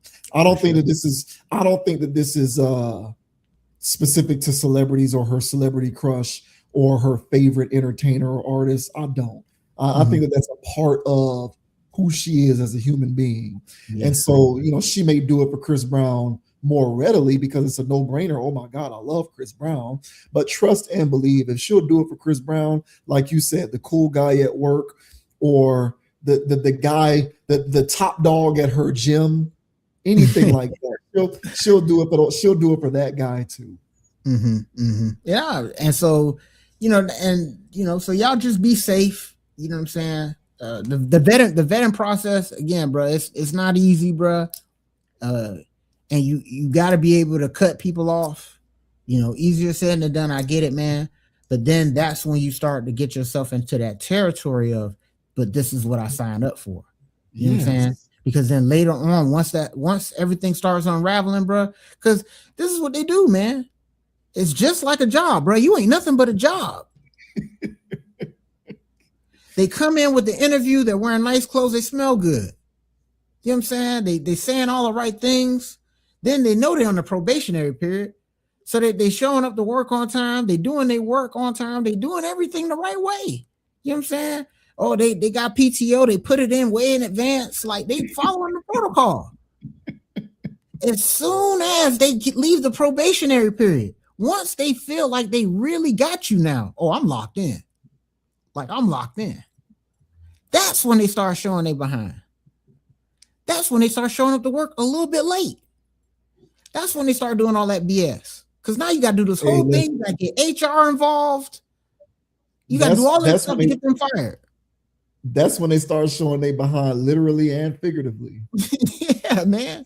So that's what. So part of the vetting process, she answered all the questions correctly. Yeah, it's just like, all right, man. But let's be honest here. There was some stuff about this stuff that didn't feel right at the beginning. And all of those things are starting to unravel now. And I think, if you've been out here in the dating world, you done seen enough of this to know when the BS is when you're getting that job appropriate answer. You know what I'm saying? Why did you decide to sign up for us today? I'm just really that passionate about blah, blah, blah, blah, blah. The hell you are. You just want a paycheck. You know what I'm saying? So it's like, once you get them interview ass answers, yeah, I dated him, but this and all this other stuff, yeah, I ain't got none of that stuff going on. It's cap.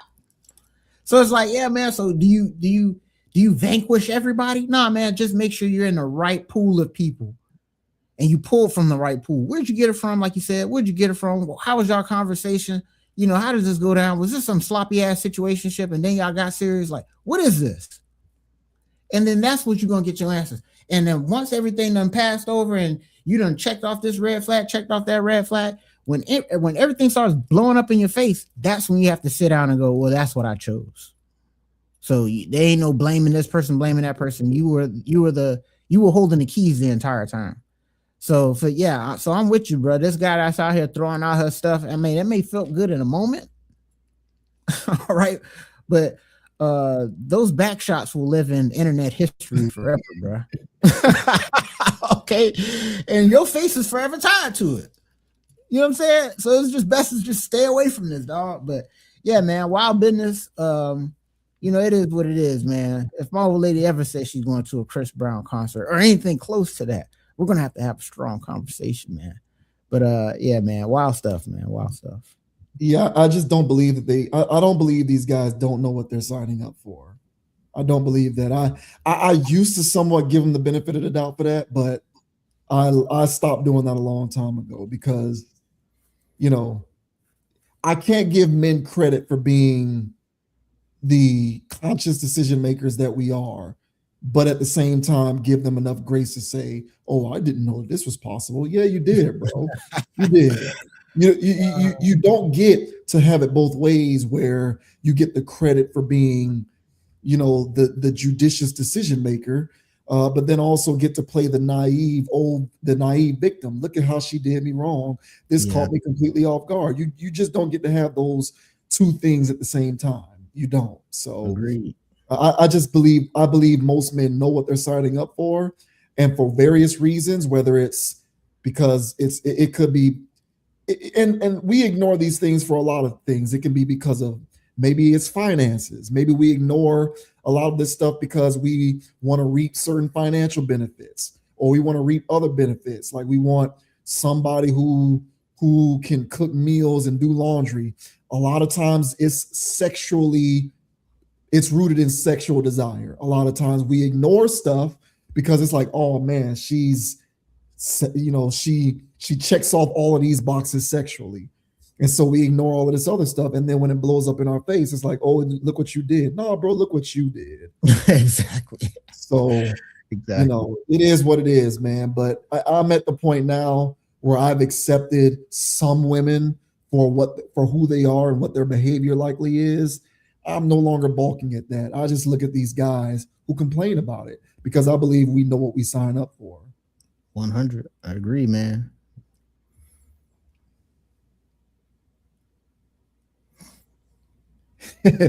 Speaking of knowing what we sign up for, another viral video that is making the rounds. Now, this is called Voice Memo Guy. Is that what this is called? Voice Memo Guy. Voice Memo Guy. Okay, so to anybody who has not seen this, is Voice Memo Guy. It's a video. This stuff is virally making the rounds on TikTok. Guy went out with a date with a woman, and he wanted to kind of be direct and lay things out in terms of what his expectations are. And he just wanted to know whether they'd be met or not, so that he can just know whether to go his own way because he has certain terms that need to be met. This has sparked debate online with certain people saying this is coercion. This is, it's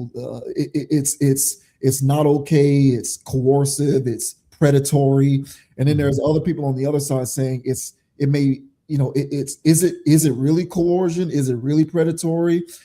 So let's just play this stuff and then we'll go ahead and talk about it on the back end. So this first is going to be the voice memo that is currently making the rounds online. I definitely think you are lovely. However, I would love to, if we're going to go to your place on Thursday, I mean, I am looking. You can turn it up more. Have that physical intimacy to see if like I am sexually compatible with you.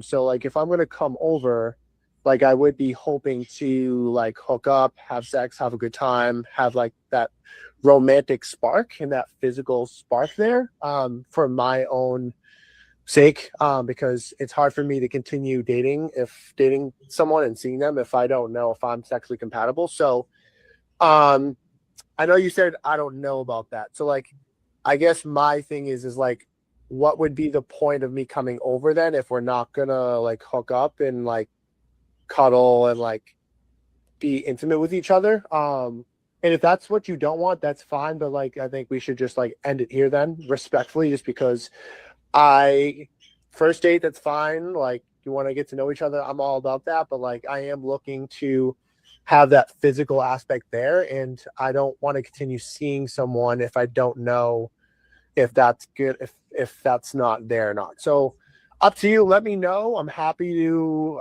if you do want me to come over, I'm happy to do so. Would love to have a good time, and we can have some wine, hang out and chill. But if you're not trying to hook up, then like I think we should just go our separate ways. Let me know. Had a good time in that. All right, so that was the original clip. Now we are going to play competing angles of this situation. So here is a person who is taking the side of this being coercion, of it being predatory, of it being, uncouth. We do need to have a serious conversation about consent versus coercion, because a lot of you saw that voice note of the man saying, I'm not coming over for the second time I've ever met you. I don't know your last name or your middle name, but I'm not coming over unless you let me inside of you.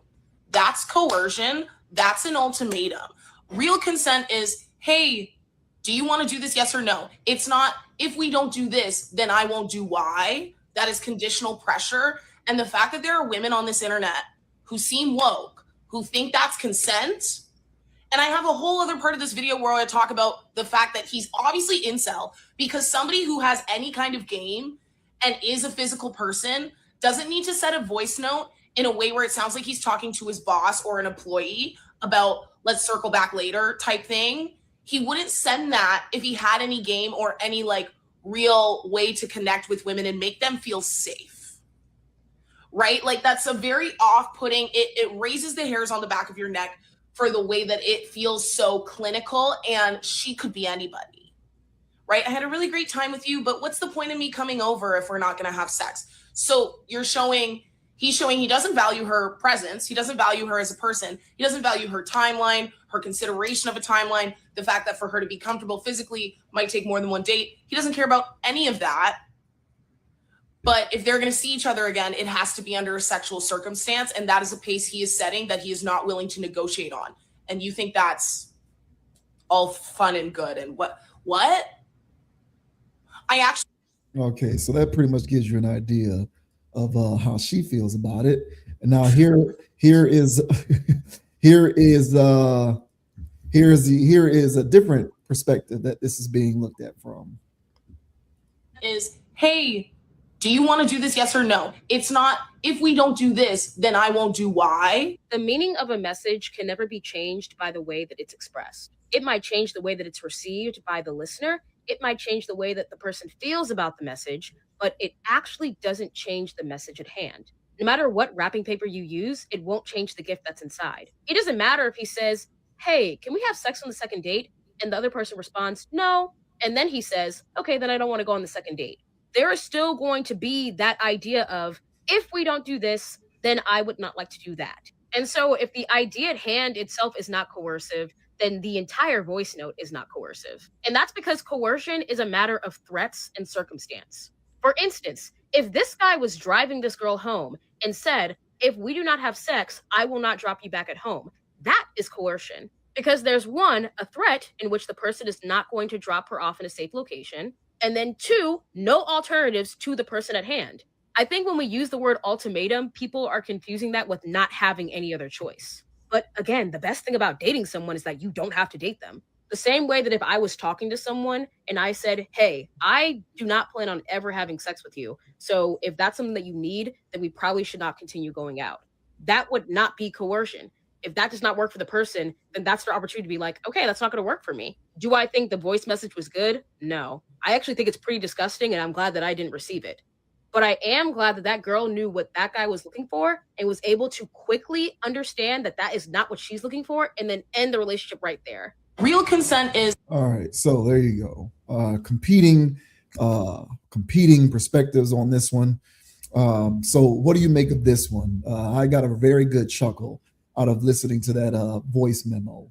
You know, that guy, I don't know if he's going to be some type of trailblazing pioneer or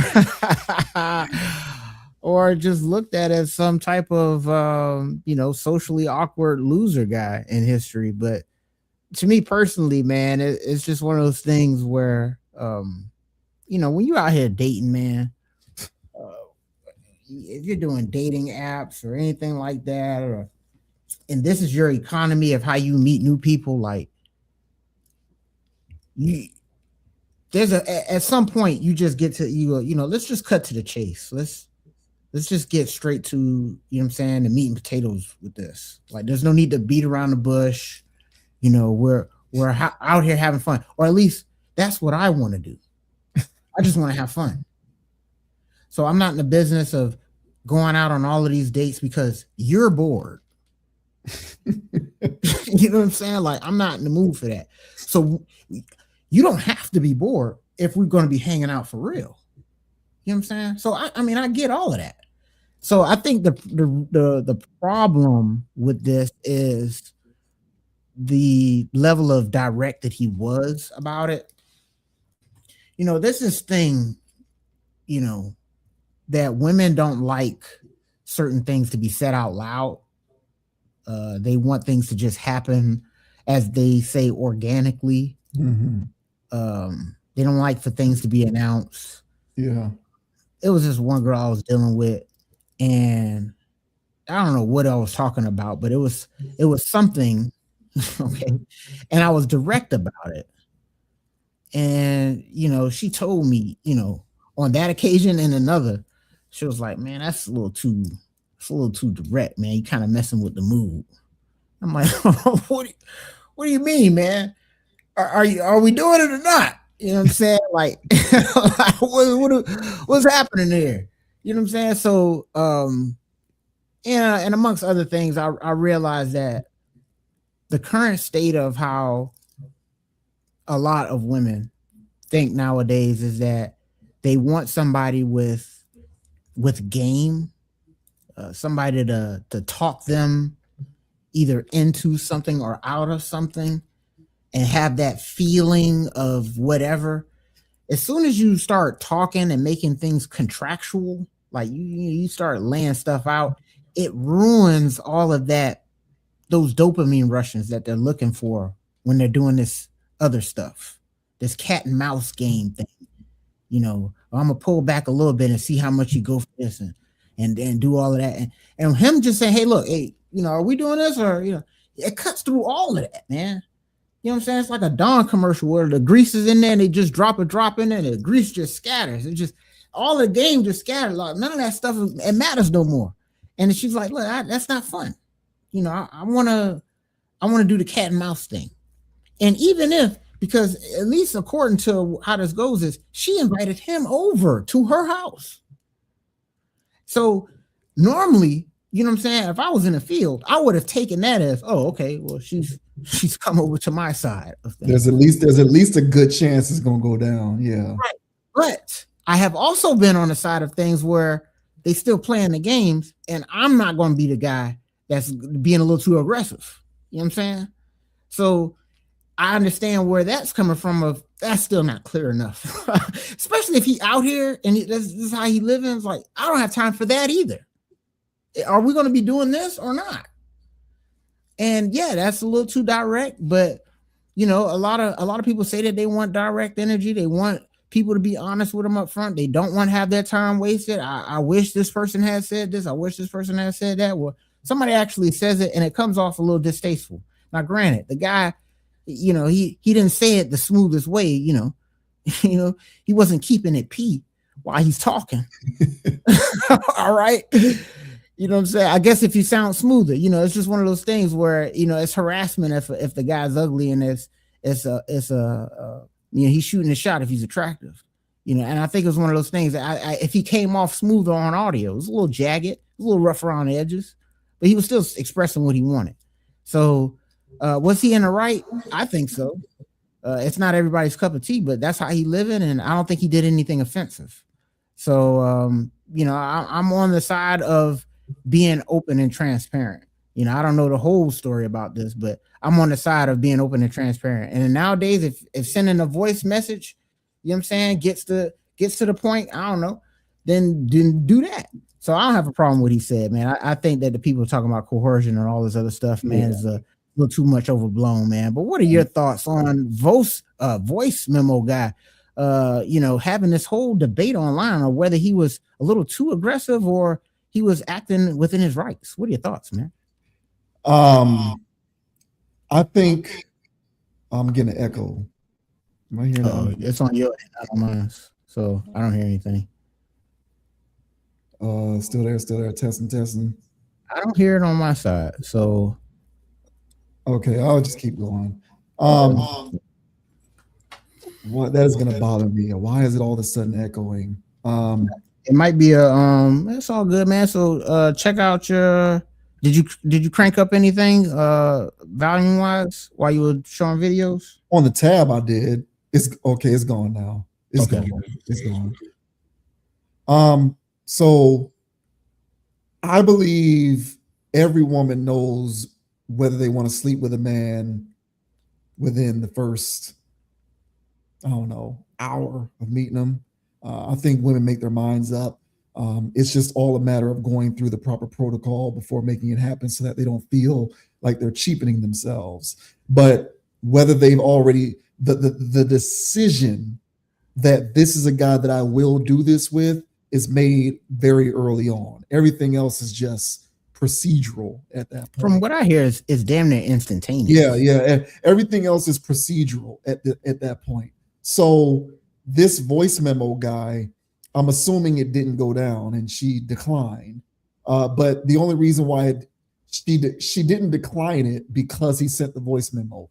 Let's make this clear.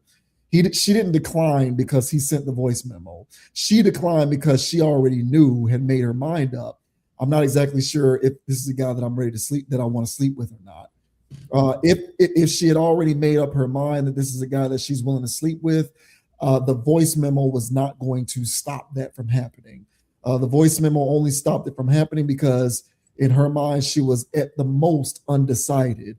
And then, of course, women do what they do and they put stuff online to embarrass men and make men look stupid because that's just what women like to do these days. But I largely agree with you. I don't believe that this was coercion.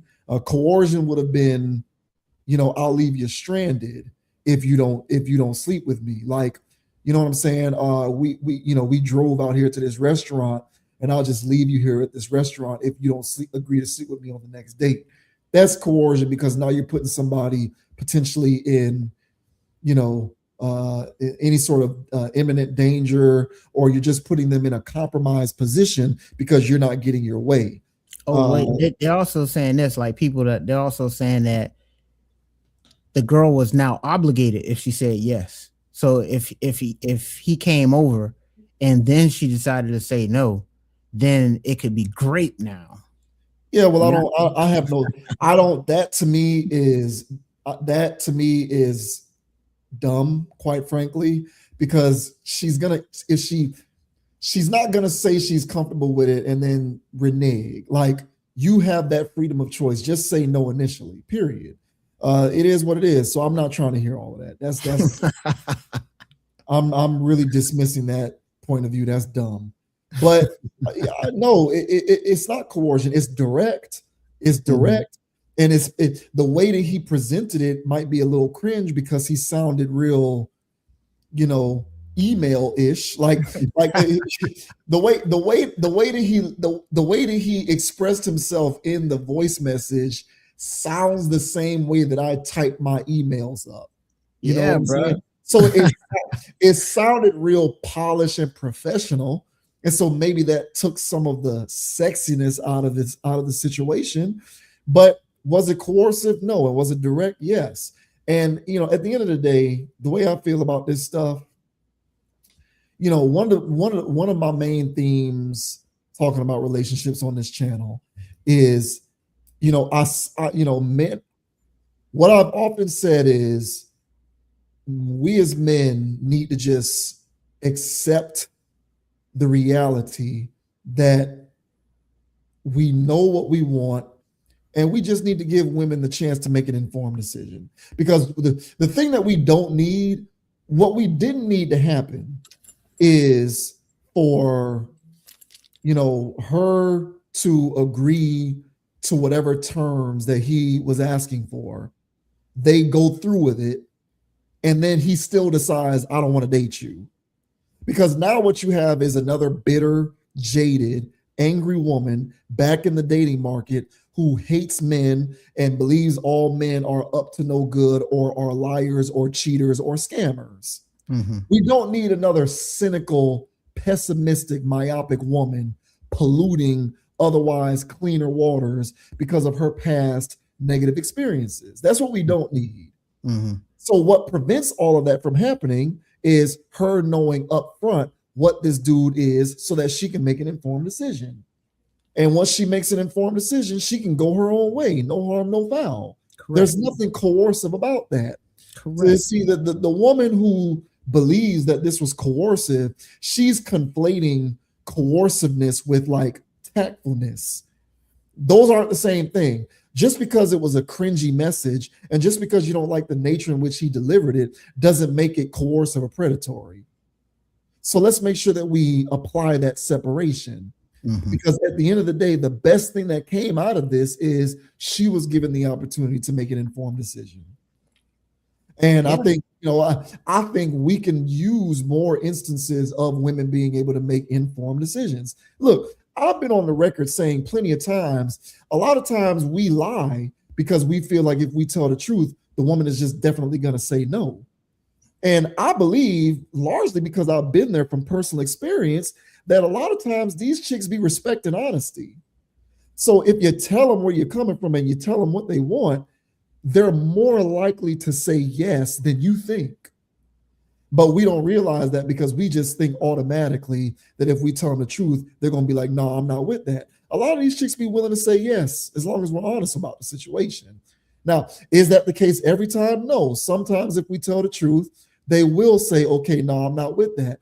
But a lot of times if we tell the truth, you'd be surprised. A lot of them are like, I respect that honesty. Yeah, sure, why not? At least I know where you're coming from.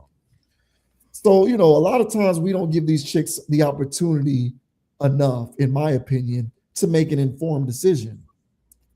And then, when we're dishonest in that way, and then they think they're making an informed decision, but then we pull the rug from under them. Now we're sending them back out into the world to get with the next guy, and instill all sorts of tyranny onto the next guy because of the negative situations that they were in with you because you were lying to them. So at least this dude, corny as he was, cringy as he was, gave this woman the opportunity to make an informed decision. That's how I see it. Yeah, well said, bro. And that goes back to my point of, see, I realized, at least for me, because I didn't like all the lying. I couldn't keep up with all of it. It was aggravating me, bro. Once I started getting caught in my lies, I was like, it's not fun, bro. The lying was kind of fun, but getting caught is like stupid. So then I was like, you know what? I'm gonna just be honest. And so I was being honest about my situation as far as how single I was and who I was dealing with or whatever. They didn't need to know names, they just need to know that you know what I'm saying, I had situations going on. And they were fine with that. And so I was like, damn, I ain't even have to lie. You know what I'm saying? Yeah. So I get that. But then that's, again, bro, I was as direct as I wasn't being too direct. You know what I'm saying? So I was still playing the game. And see, and that's the part, bro. Like, see, when you're dealing with women that want you to have game, that's a sign in itself, bro. Because they like playing. See, again, now that would have rubbed. I think the consensus on both sides of the fence of this argument is that was a cringe message. Yeah. All right. I think that's consensus for people that's even backing him up. Go, that was a little lame, bro. Yeah. You know what I'm saying? And honestly, I felt like I said, and I was joking when I was like, oh, if he was keeping it P. No, honestly, bro, like if he was, because guys have that conversation all the time. They just don't do it like that.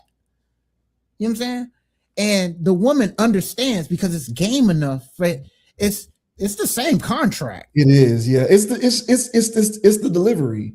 That's what the girl was saying. Yeah, it's the delivery. It's like it don't change the message, bro. It's the same thing. He just won't hit, or he's not trying to waste time with this part of the game. You know what I'm saying? So he's gonna come at you this kind of way. So I didn't do it absolutely directly like that because who is gonna go for that? Even if she was into it, she's gonna be offended by that. Yeah. So you're in the field, you're out here playing games. When you introduce that, you're not introducing that in the wifey material. So you're automatically playing games.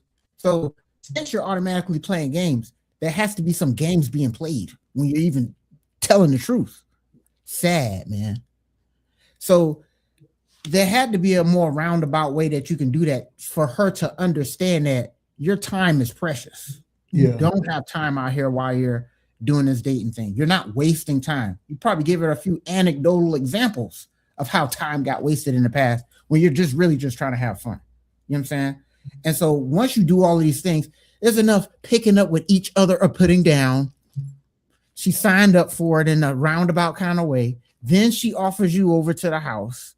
Then you have to roundabout. It's a whole roundabout. Like nobody wants really direct stuff anymore, man. So yeah, you can be as direct as you want to be. You know what I'm saying? Just don't be cringe about it. Like this guy, what's the line on that? It's all about the sauce you have in your container. You know what I'm saying? And this guy apparently doesn't have very good selling sauce, so Right. that's why it sounded so bland. You know what Yeah. I'm saying? But nevertheless, the honesty I don't have a problem with, man, because I've had those conversations in roundabout kind of ways, and I would get either yays or nays. Mhm. You know what I'm saying? And for the yays, it was like I would have wasted time. You know what I'm saying? And one of the bigger things was when it was this whole, it'd be a conversation of, what date we should go on, and I'm cutting straight through that. I'm like, when are you coming to the house? You know what I'm saying? And it was like, when are you coming to the house? And eventually she was like, I'm gonna just come to the house. I was like, thank you, because I didn't have to take you out anyway. And if I kept going for the BS, I would have been out here. So enough of that. I was like, look, man, let's just cut to it. I did it differently. Everybody else does it differently.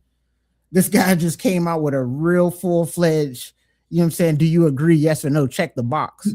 I don't think too many people going for that. Yeah, he sent a reply all email. That's the thing. It was just, that's the thing about it. Like, I really do believe there's an element of this that is people reacting to the delivery of the message. Yeah, for sure. Like that's all it is, because it did sound cringe, and to like the woman who was criticizing it, saying that it's coercion. I don't believe it's coercion, but I will agree with her in that he does sound like he lacks game. He sounds like a guy who doesn't really have very adequate social skills. Yeah. And there's a lot of men who don't have the social skills necessary to truly be successful. Like, there's a lot that's not an uncommon thing. Like, social skills aren't an inherent trait. They are skills that you have to develop with time and practice. They're not just something that every guy is good at naturally. Those are skills that you have to develop over time. Some guys are better with it than others. He sounds like a guy who probably doesn't have the most adequate social skills. And so that's what people are reacting to, because that is the type of message that a guy devoid of said social skills will deliver. Yeah. So that's what I think people are reacting to, because otherwise, is this not what we would prefer? Like, I think that it's a better world relationship wise if more men give women the opportunity to make an informed decision. I don't know how that shouldn't be this beyond the pale notion that we're debating. Like, that shouldn't be something that we're going back and forth on. You know what I'm saying? Like, the problem with what's going on out here is you get so many of these women who just become jaded and pessimistic and cynical. And then they start saying, well, if this is how I'm gonna be treated, I might as well just put a price tag on myself. I might as well just make myself for sale. I might as well just hop on to the OF. I might as well just do this, that, and the third. I might as well treat you like this and treat you like that, because I never got the chance to make an informed decision myself. And I'm not sitting up here trying to cape for women. I'm just saying it is what it is. We know what we be on. We know what we be on. So we have to accept some level of responsibility for the fallout. So, that's what I would say people are reacting to. People are reacting to this dude's delivery, not to the essence of what he was trying to get across. Because I don't blame him one bit. Hey, man, look, I feel like by the time I'm on the second date, I want to know what it's about. And if she says yes, great. If not, no, then I'll go and meet somebody else and proposition her in the same way. She can go about her way and do whatever she wants to do. And that's it, period. Yep. And so, and I'm with you, man. There's a lot of people out here that's been hurt because of, people just flat out lied. You know what I'm saying? Just flat out manipulated and, selling a dream. And that was my thing. When I was out there in the field, my whole thing was not selling a dream. You could have on whatever kind of rose lenses of me as you want, but I didn't tell you these things. I didn't promise you anything. I'm not the guy, hey, we're gonna get married, hey, we're gonna be long term, hey, let's do this. Like, everything was up front on the table. I'm having fun right now, ain't looking for nothing serious, all of that stuff, man. And that stuff I felt was treated with respect or what have you, man. But it's those guys that really take those girls for a ride, and then they end up not trusting, not all this other stuff. And there's a lot of that out here. And you're right, the back end of a lot of that behavior turns into them cutting straight to the chase of, man, just pay for my nails. Yeah. You know what I'm saying? I know what you're here for anyway. You might as well pay for this while you're doing it. You know what I'm saying? And, made everything transactional, man. But if there's two people out there that's really, on that same page of, hey, man, I'm just out here trying to have fun. She just out here trying to have fun. Then everybody having fun, man. And yeah, man, I think that's what it is, man. That's what people out here that's in hookup culture is looking to seek out for. So, yeah, I'm with you, man. I think it's more of a delivery than the message itself. Yeah, look, man. Shout out to Voice Memo Guy. Yeah. Look, man. You can say whatever you want about him, but he gave that woman the opportunity to make an informed decision. He did not box her in. She had more than enough right to say no, and I'm assuming she did. So no harm, no foul. On to the next one. Yeah, well said, bro.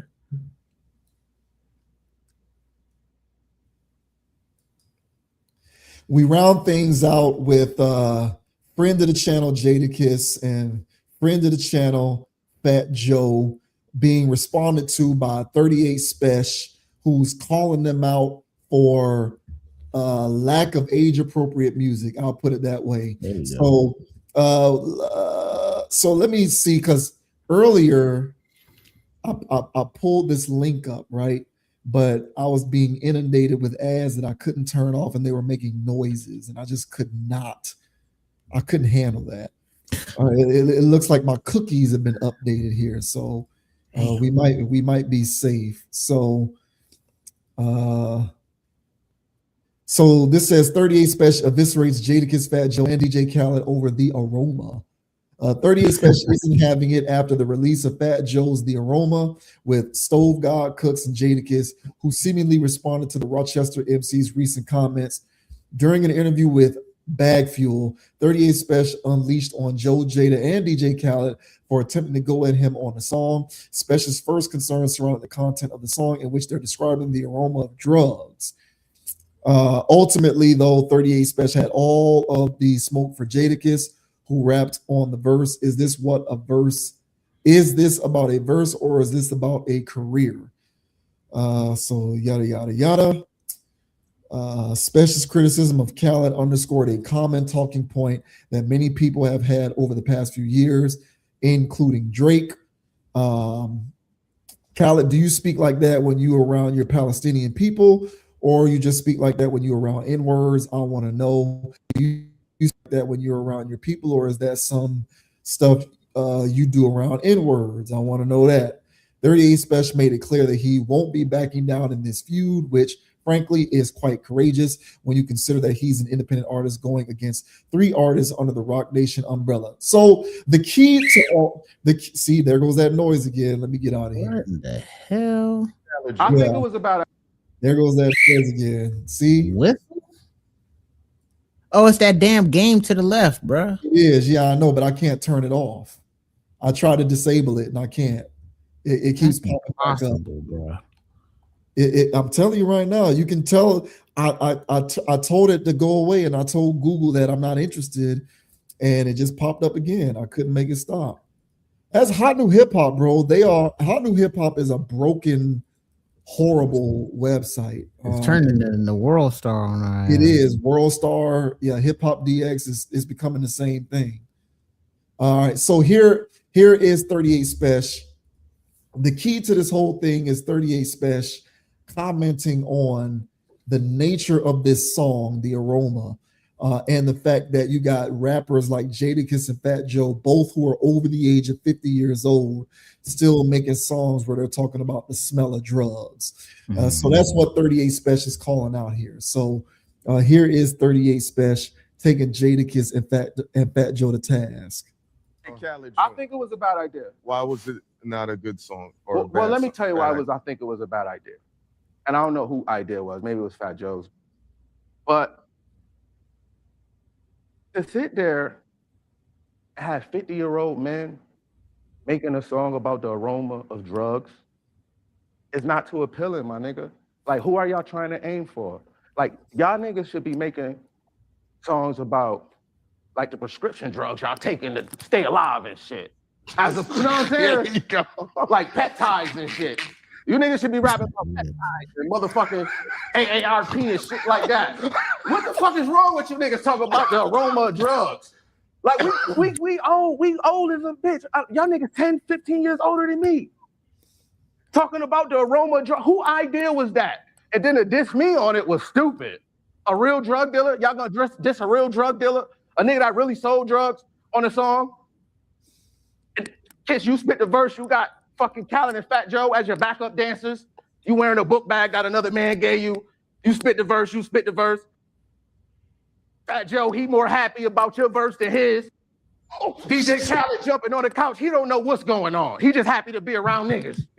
Do you speak like that when you around your Palestinian people, or you just speak like that when you around niggas? I want to know.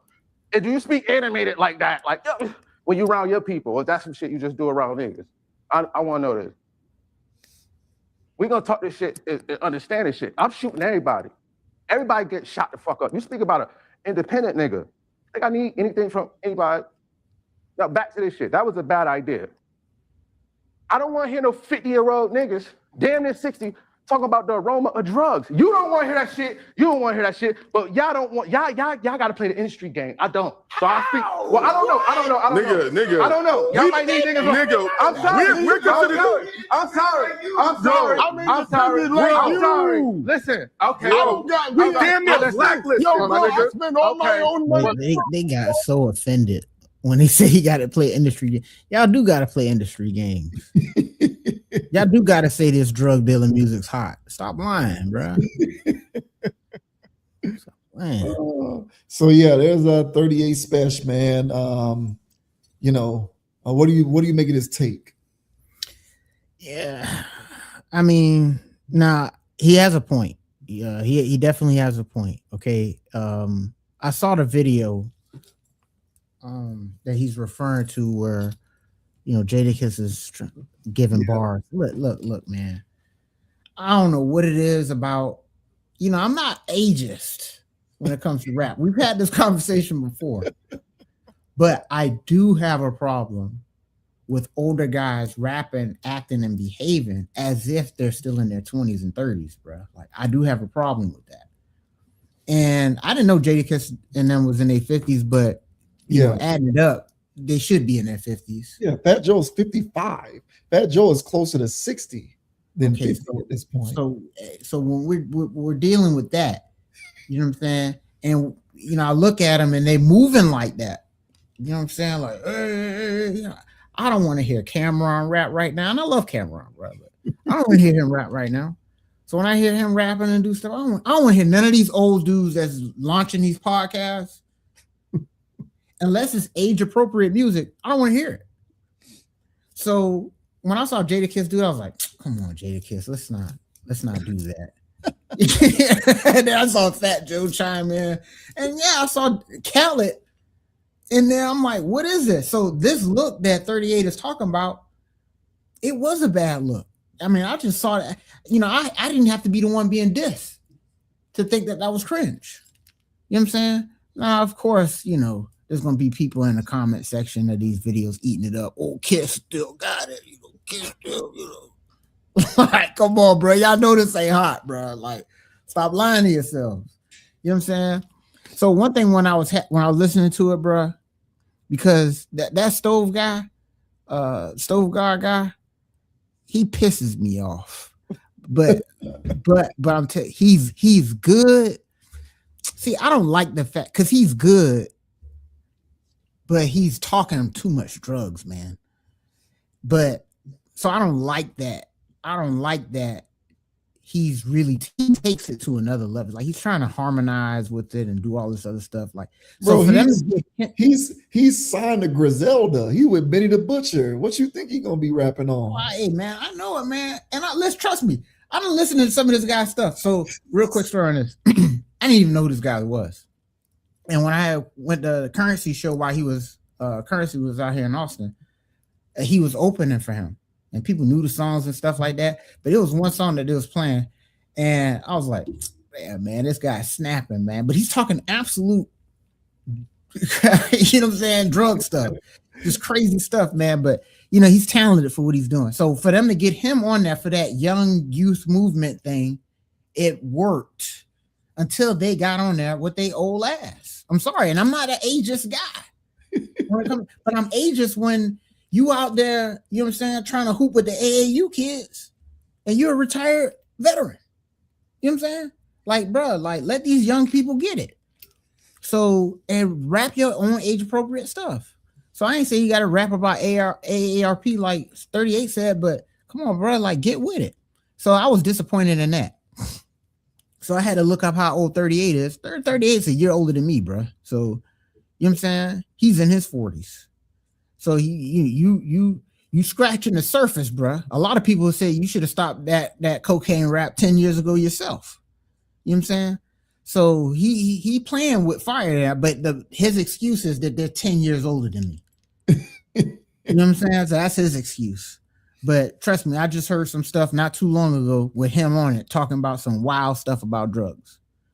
So all in all, this is a pot calling the kettle black kind of situation, but I do agree with him that these guys that are in their 50s, it is bad looks. And honestly, I would say your 40s too, bro. Yes. You know what I'm saying? Yeah, in your 40s too. It's a bad look when you talking like that. You know what I'm saying? So it shouldn't be cool at any age, but you know, we were young people, bro. We get it, that BS that the young people in. But you should be grown enough to not want to talk that reckless stuff about the aroma of, you know, narcotics. So I'm with him with that. I think it was a bad look. I thought it was cringe. I thought it was lame. But you know, let the streets tell it, bro. You know, Jadakiss is back again. You know what I'm saying? What are your thoughts, man, on 38 Special, man? Spesh, I mean, calling out Jadakiss, Fat Joe, and DJ Khaled. What are your thoughts, bro? Yeah, 38 Spesh he's not excused from that, because if you're 41, you shouldn't be doing it either. Like, I agree. If you're not actively doing it, you shouldn't be rapping it, period. I don't give a damn. I don't give a damn how old you are. But obviously, the older you are, the more likely it is that you are removed from the game. So if you're not actually doing it for real, you shouldn't be rapping it. I mean, honestly, one can argue even if you are doing it, you shouldn't be rapping it because I agree with that too.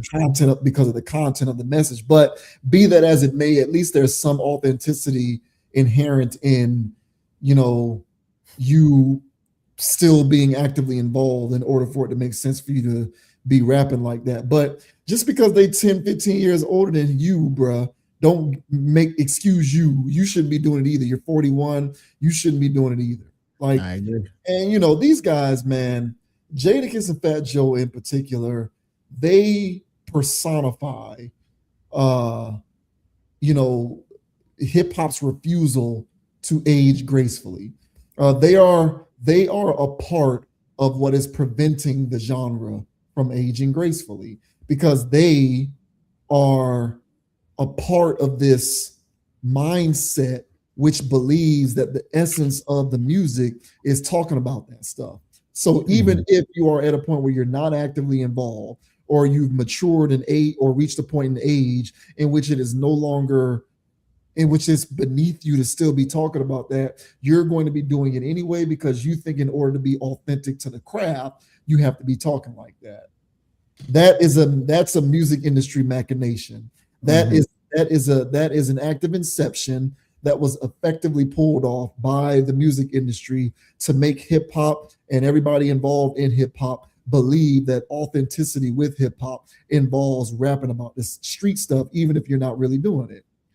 Which means that you can become 50, 60, 70 years old, and if you believe that you're authentically hip hop, you still have to be rapping like that, which is the dumbest thing I've ever heard. Nothing is more cringe than listening to a guy 50 plus who we know lives a charmed life continue to rap about selling drugs. It's ridiculous. On the block, no less. It's ridiculous. It's ridiculous. But you know, we see these other genres are being allowed to age gracefully. There's some weird COINTELPRO Iran Contra stuff going on with rap, where I'm dead for real, bro, where it's like someone somewhere has their finger on the button, and every time that it looks like rap is trying to to age and grow into something different. They tap the button and in comes a new generation of these chaos artists to start making the same kind of garbage to ensure that it stays where it currently is. And there aren't enough Nas's and other age appropriate rappers to offset the rest of this stuff. Mm-hmm. And one of the things that I've said before is like some of these older rappers really disappoint me because, you know, they'll complain about rap being a young man's game and how you shouldn't continue to rap as you get older. And but if you have a problem with that and you want that to not be true, you need to be a part of the solution, which means stop trying to conform to what the young rappers are doing and do what older rappers are doing, which is make more age appropriate stuff. But here you are, 55 years old in the case of Fat Joe and 51 years old in the case of Jadakiss, talking about the aroma and how you can still and how you can still smell it when you're overseas. It's so goofy. Like it's so minstrel. It's so minstrel. And so you expect for me to look at these guys as like pillars of the community when this is the stuff that they're doing? You can miss me with all of that. But they are shimmering examples of why this music has devolved into the minstrel show that it has devolved into. And I don't give a damn what anybody says about that. That's what it is. All right. Because we are now, 40 years into this? They just celebrated the 40th anniversary of the birth of hip hop, and we still got these old ass dudes talking about selling drugs. Yep. That's ridiculous. But they're only doing it because they believe truly in their heart that that's what it means to be authentically hip hop. And who put that battery pack in their back? Exactly. So, you know what I'm saying? 38 Spesh's point is well taken by me, but he is not absolved either as far as I'm concerned. Just because they older than you don't mean you can do it too, bro. All y'all should have been stopped doing this. 40s, that stuff is over with. You're 40, it's a wrap. It's time to move on. Yeah, and he even said something in there, bro. He had a look on his face like, nah, I shouldn't even said it like that. But he was making it seem like he's still active. And then he had to fix his, you know, it was 38. And he was basically saying like, they used to sell it. Used to sell. Like, bro, even if you're still active at this ripe age of 40 plus, you know what I'm saying? Like rapping like that. And that's my problem with all those guys. Those New York guys, because they're all talented. You know, the ones that we know their names of. So everybody in Griselda, 38, because I got a mini playlist of his stuff. I found a song because I was going through my old flash drive over here, my whatever storage thing, songs that I had from way back in the day, and I was listening to it, I was like, hey, that sounds like 38, and then I'm looking, I'm like, damn, this is him. That was back in 2000, like 11, 12, 13, like somewhere in that range that I had a song of his. And I was like, damn, I didn't even know that was him. I didn't even know he's been rapping that long. Yeah. You know what I'm saying? But it's still a thing. It's still a thing of, I think these guys are talented at what they do. And that's my problem with Stove. You know, is that, come on, bro, you don't have to do this. But if you listen to him enough, I think he's really that crazy. So, you know, for Stove God, that is. So, you know, it makes sense why he does it. Rock Marciano, same thing, man. I think that guy is brilliant. But the stuff he talks about is you can't rock it too long. You know, you shouldn't be rocking it at all. You know, some may say. All right. But the level of genius that he has when he's rapping, I still listen to it. So, but all in all, I think they all need to give that up. You know, everybody's talking about trapping in their own regions for the most part. You know what I'm saying? And I'm with you, man. As soon as trapping started to die down, then the button was pressed and then drill became a thing. I couldn't wait till that died down. It eventually started to do its thing, but then that's when we started getting the brown booty holes. You know what I'm saying? Yeah, so now we're dealing with that. And just last week we had to cover the whole spin that. So that was brown booty holes and drilling in the same song. Okay. So it's like, bro, they're not letting up, bro. They're giving us combo packs. And now they're letting Jadakiss and Fat Joe and DJ Khaled. Like, what are y'all doing? Y'all thought y'all bringing the old days back? Y'all thought the streets was gonna be on fire? Like, what did y'all think? You think people gonna be bumping this in the whip? Like, y'all boys need to stop this, bruh, and make some songs that reflect where you're at. Last thing I'll say is that's always been my thing with Jadakiss too. It's kind of like the problem that I have with Pusha T. I know you're good, bruh, but I don't need to hear that. I don't want to hear that, at least not from you, because I'll damn sure listen to it from Gucci. You know what I'm saying? Old Gucci. You know, I say I don't want to listen to this drug stuff, but I'll listen to Gucci because he really felt tapped in. It's something about Pusha T and it's something about Jadakiss. Whenever they talk about it, it's like, I don't want to hear you talk about it because they're talking about it from a level where it don't sound like they'll actually sell it right now. They're like standing over it in a kind of way. It's like, these are elegant words you're using to describe this type of thing. Gucci sound like you might actually catch him at the Quick Trip. You know what I'm saying? he sound like he recorded it at a Quick Trip. You know, Jadakiss in his studio and his music videos, it never felt right. But anyway, so I'm not surprised that Jadakiss is doing this now.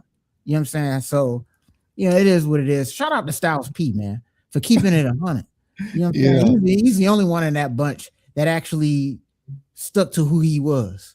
You know what I'm saying? And we already covered, I think we covered it here where Jadakiss old boy was, if not, I even mentioned it, where Jadakiss dad came out and said that, man, he went to private school. Yeah. Man, all that stuff. And here you are, man, 50-something years old, talking about aroma, man. Like, give it up, bro. So will they stop? No, man. But you know, we're gonna be seeing this, bro. These guys are not gonna age gracefully, as you mentioned, bro. So you know, we're gonna have to deal with this for the next 10-20 years, bro. Yeah, I just 38 Spesh, he makes a good point, but it's almost like I'm also evaluating the messenger. Because bro, like, you literally not 2 years ago, you released an album with Benny the Butcher, and the title of this thing is Stabbed and Shot. I'm not making this up. At the same time, bro, because Benny got that receding going on, man. Yeah, Benny and 38 Spesh, they made Stabbed and Shot 2. That came out, 2024, I think, or I think it came out 2024. And there's a few songs on there that I listened to. So, you know, so just like you, sometimes I will get caught into it where I'm listening to it largely for production more than anything else. But it's just like, bro, you're acting like you're not doing the same thing you're criticizing them for. And you think that it's okay because you're 41 and they're 55 or 51. No, bro, it's just as bad what you're doing it too. You're in your 40s. Like, I just don't want to hear any of it. They're all old, bro. So Conway's 44. Benny the Butcher's 41. Westside Gun is 43. So all these dudes are in their 40s, bro. Bro, I first started hearing them in the mid 2000 teens. They ain't just showed up. So that makes sense. They've been around for a minute. Still doing the same thing, bro. Conway put out an album. It's still the same thing all these years in. Every song is about the same stuff.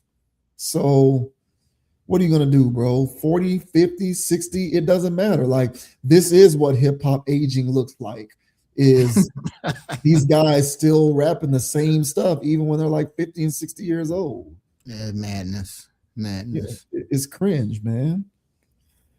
But yep, hopefully they'll figure it out, but they probably won't. Either way, we'll continue to keep this thing rolling because, you know, that's just what we do. Yeah. So once again, JV Wins, Dogon SS, check us out on Instagram at Conapproach, CONAPPROACH. Same thing on TikTok. Check me out on Instagram at JV Wins, JVWINS, and download the podcast on Amazon Music, Spotify, and Apple Podcasts if you are so inclined. As I always like to say, ladies and gentlemen, have a mind of your own. Think for yourself. Don't be a group thinker. Miami Heat, it looks like LeBron is either going to sign with Cleveland or Golden State. Thank God. We did not want that circus back down here again. So good job to not fall into that mouse trap. And until next time, folks, we'll catch y'all on the next video. Hey. And the name is Dogon SS. And you can find me on Instagram at Dogon_SS, on YouTube, MySpace. Do they even still have MySpace? Who cares, man? just look me up over there. I'm over there, man. Facebook, Meta, Twitch. Hey, man, if there's a social media platform, Dogon_SS is also out there. Make sure you guys like, subscribe, follow, and all that good jazz, man. And as I say every week, guys, we greatly appreciate you all for watching. You know what I'm saying? Consciously leaving comments, sharing the videos as well, because hey, man, we're out here doing this every week, man. We got a whole catalog, man, of work. You know what I'm saying? Go ahead and check that out, man, because we're always dropping dimes, man. And as I always say, keep it calm. I messed up the whole thing, man. Damn, how my whole thing go? Keep it calm, keep it play, keep it calm, keep it chill, keep it playing. And don't let anybody. There you go. Off your pivot. There you go. Hey, so you done took it from me, man. There it is, man. Hey, man, keep it calm, keep it chill, keep it playing, man. Make sure, you know what I'm saying, you say, man, I don't know, box the whole damn thing, man. But y'all know what I'm saying, man. You know what I'm saying? I still got more rings than Robert Ory, bro. And we'll see y'all next week, man. Chill. Well, I'll let y'all next time. Great episode, great stream. Check out the rest of the content library. We'll see y'all next week. Peace. Peace. Boy, I didn't know all of Griselda was senior citizens.